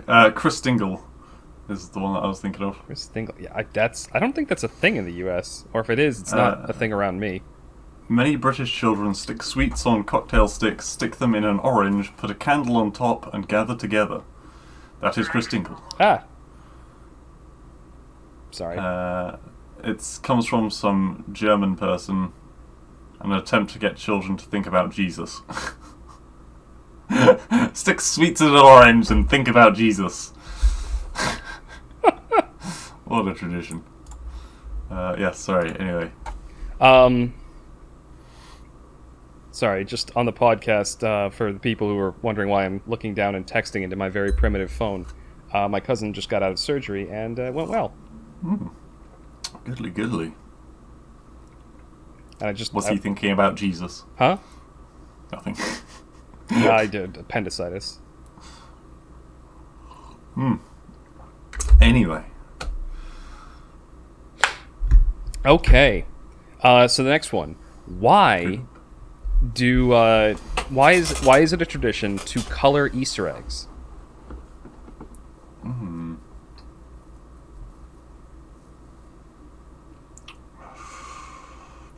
Why is it a tradition to color Easter eggs? Yeah. my initial thought would just be to get the children involved and get them into Jesus, but it's not going to be that easy. I can give you a hint. You've got 30 seconds left. That's the hint? No, I can give you a hint. I paused it at 30 seconds. Give me a hint. The hint, it is quite an ancient tradition. Ancient in terms of Catholicism, though, so at most it's 2,000 years old. Oh man, my mind went straight to like they used to paint the blood of their enemies on the eggs, so that... What? Why aren't you laughing? Is that real? You've got 20 seconds. Fertility? Or something? New life? The blood of Christ? Boom! You got it. Are you serious? The blood of Christ. It is. God. It is. It's in reference to Christ bleeding out on the cross. Yeah. Jesus, that's morbid. Do they still eat the chocolate afterwards? It's normally chicken's eggs. But yeah, no. It started actually. Do you want to guess where it started in the world? Oh. I mean, I'm assuming that the people that took Jesus. No, wait. I don't know. The Christians started it when they were trying to commemorate Jesus. So, yeah, I mean, you're right. It actually started in ancient Mesopotamia pretty soon after the death of Christ, and they decided that they were going to symbolically paint the eggs and have them as a celebration. But yes, because eggs, you're right, eggs, symbol of death and rebirth in ancient cultures. Okay. So, next question. Okay. Where did the tradition of the Easter Bunny, where did the tradition of a rabbit come from? So I was actually thinking about this earlier because it's like one of the go-to questions. Specifically, what region? I won't start the timer until you go on. Until I go on? Well, you were just saying something. Oh, I was saying I was thinking about it earlier, and I was like, it's one of the go-to questions about Easter. And I want to just say it's because, like, rabbits are, breeding like rabbits, it's a thing. It's like a fertility thing again. But I don't think it is. Because otherwise it wouldn't be on this quiz again. I'm starting the timer. So, where did the tradition... and when I say where, I mean, like, where geographically did the... Probably Germany. Not even 68 milliseconds and you got it. It was actually Germany. Often Germany comes up with this stuff. I have no reason as to why, just probably Germany. You're right, it was Germany. Okay. As a bonus question, do you know what some of the alternative animals because there are regions where rabbits are seen as pests, and so in those regions, do you know some of the alternative animals that were used back in the day? My mind went to raccoons and guinea pigs, but I don't think either of them are the answer. No.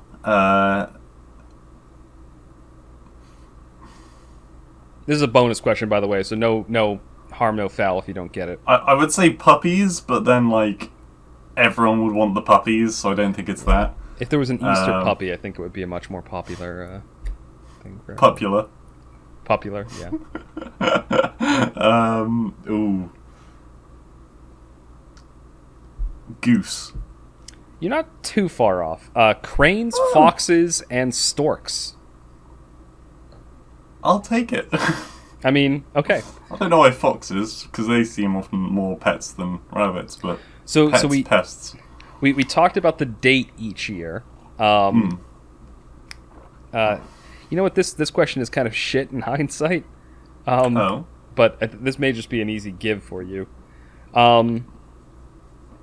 I'd take any easy question you can supply. So, what is the range of time that Easter can occur within? So, like, between what kind of... And I'll take it within, like, plus or minus, like, 5 days. Okay, then I'm going to say... The beginning of April? So, April 1st is your first point, and then after, what's the end point? Well, no. So, like... So, range of time. The last 5 days of March and the first 5 days of April. Wrong. Fuck. So it can, depending on the branch of Catholicism, or in Eastern branch of Christendom, because there's Catholicism, there's Protestant, and there's Eastern Orthodoxy. I'm feeling very dumb today, I like to say. You've got most of the questions right so far. Have I? Yeah. I thought I got one right. You got guess. You got 3 right so far. I've asked you 5 questions, and you've got 3 of them right. Oh damn. Okay. So you got the German one right off the bat. You got the tradition one right off the bat. That was a guess. You got the origin one also right, and the only ones you got wrong was why the date, which that was a really hard one, and this one. And this one, the range of dates, it can happen anywhere from like March 28th all the way to like May 5th. It's a huge range. So I wasn't of wrong. dates. No. You said late March to early April. Yeah, because you said 5 days either side, so I said I'm giving you a 5-day margin for error. So if you said, basically what you said was April 1st and March... You wanted me to give you an array and I gave you a single number. Okay, I did, well that's yeah. bullshit. I'll give you half credit because you didn't understand the question. If only... You weren't such a dumb... was what you were thinking. I jotted these questions down like this. I also got to read my own handwriting. This is difficult work here. Oh, what a tough job. Okay. So this one I think is a fairly easy question. Okay. What is the meaning, the religious meaning behind Easter? Rebirth of Jesus. There you go. That's right. Fairly. I tried to. Should have done that one first. That was easy. I put in. So I try to mix them in, like easy, hard, easy, hard. I like to get some drama in there. Am I about to get it hard then? Mm-hmm. Okay.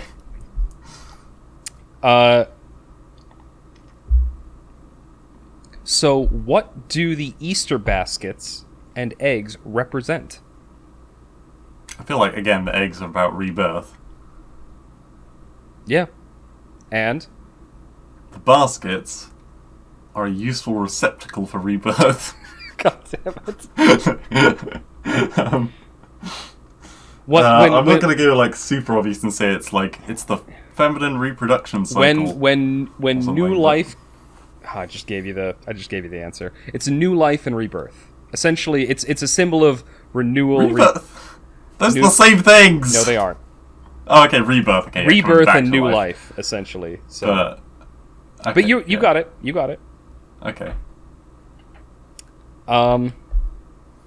Yeah, that's me. What? I like your little red cup. Thank you. It's a sake set that I had.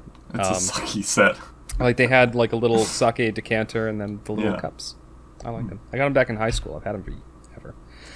So, what were the names of the famous jewel-encrusted Russian eggs made for Easter? Fabergé eggs. Wow, you got that before I even got the time to find the timer. Fuck it. I didn't even have the chance to pour more rice juice. Because I've stolen them in Payday 2, and I've watched someone steal them in Peaky Blinders.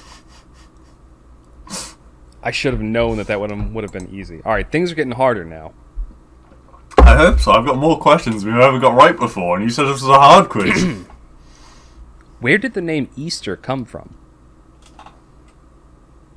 Easternalia. I don't know. It was just a word that came into my head, and I said it. Do you want to keep going? You've still got 40 seconds. Easter. Maybe something to do with the east, like off in Bethlehem in the east. Is that your final answer? I assume not, because you still got 30 seconds. East.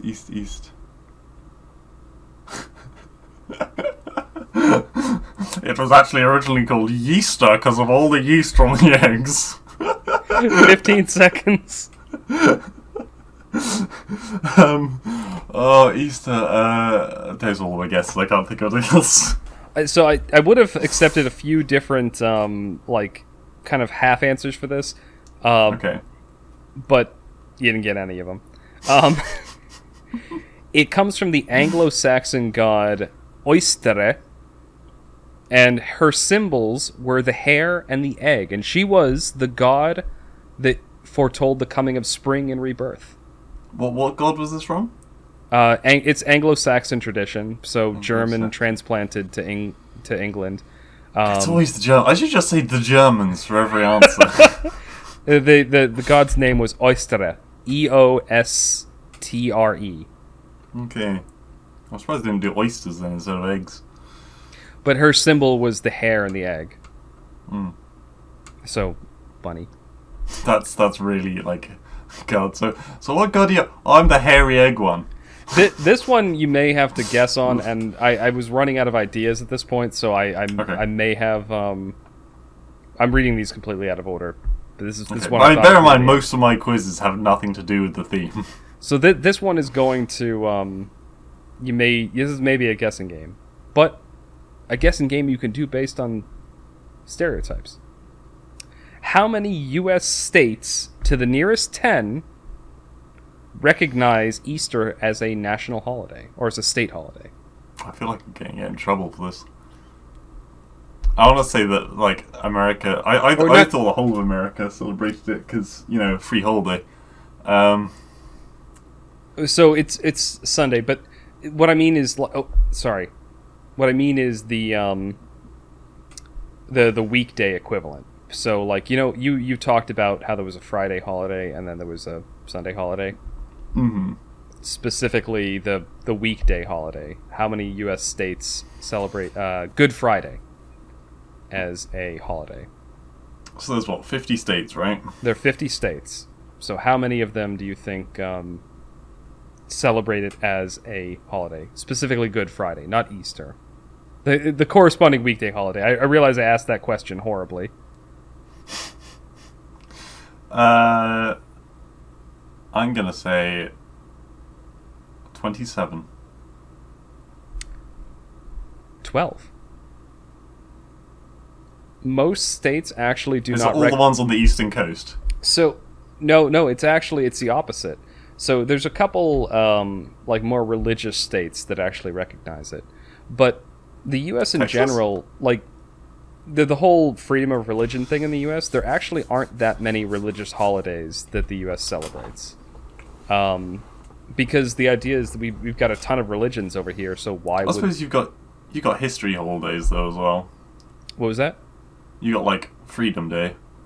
Well, yeah. No, the Well, we celebrate... Independence. Yeah, our holidays are basically... Like, there's some big holidays that we celebrate consistently, but most of our national holidays, the ones celebrated at the federal level, like all the states, those are holidays that affect the entire country. Independence Day, Thanksgiving. To be fair, just a lot of our history, England, is linked to religion anyway. Maybe that's why I just see it as all our holidays. It's one of those things where, you asked me on Good Friday if I had the day off, and you called it a bank holiday. Yeah. Which was confusing to me. I'm like, what the fuck is a... This is something that has always weirded me out, because we don't have these things called bank holidays here. It seems like all the old religious holidays in Europe have been converted into these things bank holidays. So a bank holiday just means that even the people working at the bank are on holiday this day. Yeah, it's one of the major parts of cornerstones of society, but even they get to go on holiday, so it's a bank holiday. Yeah, it's one of those things that just seems weird to me. It's like, right? Why should we take the day off because the banks have the day off? Like, can we just have a normal day? It's not because of the banks. Fuck the bankers. Like, it's a cultural thing. In the U.S., the idea of a bank holiday it has that phrase has no meaning. We're just like, what are you talking about? Anyway, so we'll move on. So, can you describe why Good Friday is a holiday? Because it's when we put Jesus on the cross? Nope. Wait, no, hang on. Is it when we took him down from the cross and put him in the cave? Boom, you got it. Good Friday is when Jesus died and was put in the cave. And that's Hey, why so how many days was he on the cross for? he was in Or is that a question? No, it isn't a question. Because that all happened beforehand. Easter is like after Jesus was resurrected. So Right. the whole cross thing. I'm sorry, you've gotten so many of these right. I've had quite a few of these. Yes. But You're still smarter than me. It's fine. the idea was that he was taken down from the cross, dead, put in a cave, or in a tomb, resurrected, came out, and then was resurrected. That's the idea behind it. The period on the cross, I actually don't know how long he was on the cross. I want to say it was a few days, but that's not part of the holiday. It starts when he was dead. I want to watch Life of Brian again now. God. Okay. God damn it. I just realized that I was preempting a couple of my own questions by giving that description. Oh, yeah? Alright. What question are we on, by the way? We are on question 13. Okay. Wow, fuck, we're almost there. So, next one. How many chocolate rabbits are sold each year in the US for Easter? America's renowned for having really bad chocolate, like really shit quality chocolate. Yeah, but it's also full of sugar too, because I mean, we have no healthcare, so we don't have to worry about that shit. But if it's full of sugar, why does it taste so shit? It's mostly 'Cause it's artificial cheaper, sugar. I guess. Yeah. So what's the question? How many? Fuck, I don't know. How many chocolate bunnies? And I will tell you, it's in millions, and you get a plus or minus 5 million number. Fucking hell. But how many millions of chocolate rabbits are sold each year? This is like work out how many shops there are and then multiply the number by 20 or something. Like in the whole of America. Do you need to know our population? You've got Is that you've got I'm 20 allowed to seconds know? left. You've got 20 seconds. Am I allowed to know your population count? 320 million or so. Alright, I'm going to say about 500 million. Wait, in one day? Just on Easter. Just on Easter. Oh, fuck. 100 million. You fail. Wow. But you were very close. Okay. So I gave you a plus or minus 5 million margin. It's actually 9 million in the US. 90 million. 90 million. Okay, I was going to say, how am I close? And I was like, okay, 90 Sorry, million. 90 million. So you were, if you had said like 90, you were 95, I would go. You were 5 off from the margin. Shit. I was kind of panicking because of the time. No, it's that's why we have the timer in there. Jesus. But yeah, it's because at first I thought you meant like how many chocolate rabbits over the period of like no, just while they're on the shelves. literally on Easter Day. Yeah. I was surprised at how low it was too. If I'm honest. Yeah. I bet a ton of them get sold the day after, like, because they're reduced, and so everyone just buys a fuck ton of chocolate. All right, so next question. Mm-hmm. Before the like candies and stuff were an Easter snack, what was the traditional Easter snack? It's gonna be a fruit of some kind. Banana. I'm not giving you any It's hint. not a banana. It's not a Honestly, banana. I want to say orange because it's like still a sweet treat. I will tell you it's not an orange. You're 15 seconds in. Oh, maybe some kind of bread because the skin of the body of Christ. Now you are giving me a hint with that face. Yeah, I am. Getting Spicy closer. bread. Nope. 30 seconds. Some kind of baked product. But like, what's reborn bread? Toast? Nope. 10 seconds. Eggy bread? Because of Easter eggs? We call that French toast, and no, upright American would eat anything that says French. You named it French toast. We call it eggy bread. You still got 5 seconds. Go. Quickly, I'll allow you one waffles. last guess. What? Waffles. No. Fuck. Would you believe it's pretzels? Right. It's pretzels. Is that because it's German? No. Well, I mean, that probably is part of the reason, considering a lot of Easter traditions do come out of Germany. But Yep. no, And the Christmas. reason is because it looks like arms entwined in prayer. Like if you have a twisted pretzel, it's... Yeah, they're like... That was the description that I got from, the Wikipedia article I was reading it from. This is not something that is coming from my own personal knowledge. This is Did something you see any other source that said that? Yes, they did give sources, Okay. and I did look it up, and it seems to be corroborated by some other sources, but it seems kind of sketchy. Anyway. Why couldn't it be like marshmallows? That's soft and pudgy. Alright. This is the final question, and it's probably a little bit easy after having gone through everything else. But Okay. final question. The Friday that precedes Easter, what does it represent? Friday that precedes, who comes before. Yeah, exactly. Haven't we already had this question? It's him Nope. getting put in the cave. Nope. That's Good Friday, isn't it? It is Good Friday, but him being put in the cave happens after. He's being put on the cross. Bam. Him dying. There's only 3 stages to this story, guys. Specifically him dying on the cross. So Good Okay. Friday is him dying on the cross and being taken down. He gets put in the cave the next day, and then a couple days after that, he's resurrected and then the microwave sound pings. leaves the and, tomb.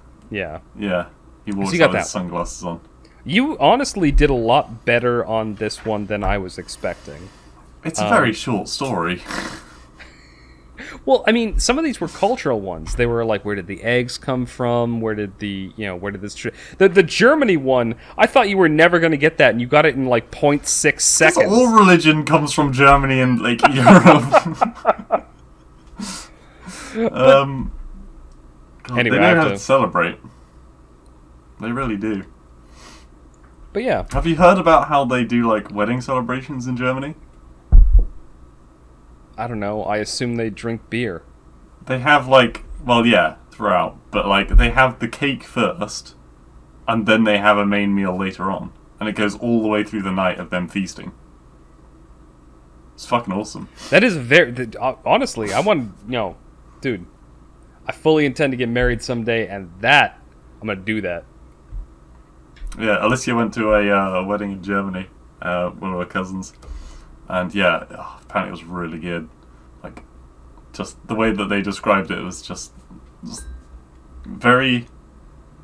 What was it they said? It was like, clothes were very expensive, I think, but food was very cheap, or something. Well, Yeah. We're kind of coming on the end here, and we're already so far into the pale. Do you want to know what the full length of this podcast is so far? Well, what do you mean? It's 31 minutes. No. It's we're currently sitting at 2 hours and 23 minutes. Oh, the full thing. Yeah. Yeah. It's been Yeah, quite I a mean, bit. the first 2 segments covered the time that it would normally do for us to do a whole podcast. So this was all This was all extra. additional. But I kind of Special like this. Easter I edition. actually, now that we both have our faces on here, how would you feel about me uploading this this little bit to YouTube? Oh, wait, what? What do you mean? Specifically, just the last quiz segment. Oh, what, separately? Yeah. Yeah, that's fine. But no, what I was going to say is, like, I've been to a few, well, quite a few weddings at this point, and I've been a groomsman at a few of them, and one thing that I've learned from that is that A, there's a lot to it, and B, there's something just really good about like that sort of like tradition, right? Even if you aren't religious, that ritual thing of like going through the process of like, oh, your friend's getting married. Let's give him a big night and make him feel good and like, you know, be like we're all there for him, that sort of thing. It's not like taking the mick out of him. Yeah. I feel like a lot of the times that a bachelor party gets portrayed as a way to, how do I put this? A way to say that, oh, he's no longer free anymore. He's not, you know, he's not. That's like the whole cake thing. But that's not the thing. It's you're going in there and you're essentially celebrating the man. You're celebrating him. It's like this guy's going off. You know, he's going off and he's going to get married and he's going to have kids. He's going to be he's going on to the next stage of his life, and you're sending him into that next stage of his life. I think I've had a conversation with Alicia where we were joking around about this kind of stuff, and I was like, would it be okay, sweetie, if I had David Tennant pop out the cake?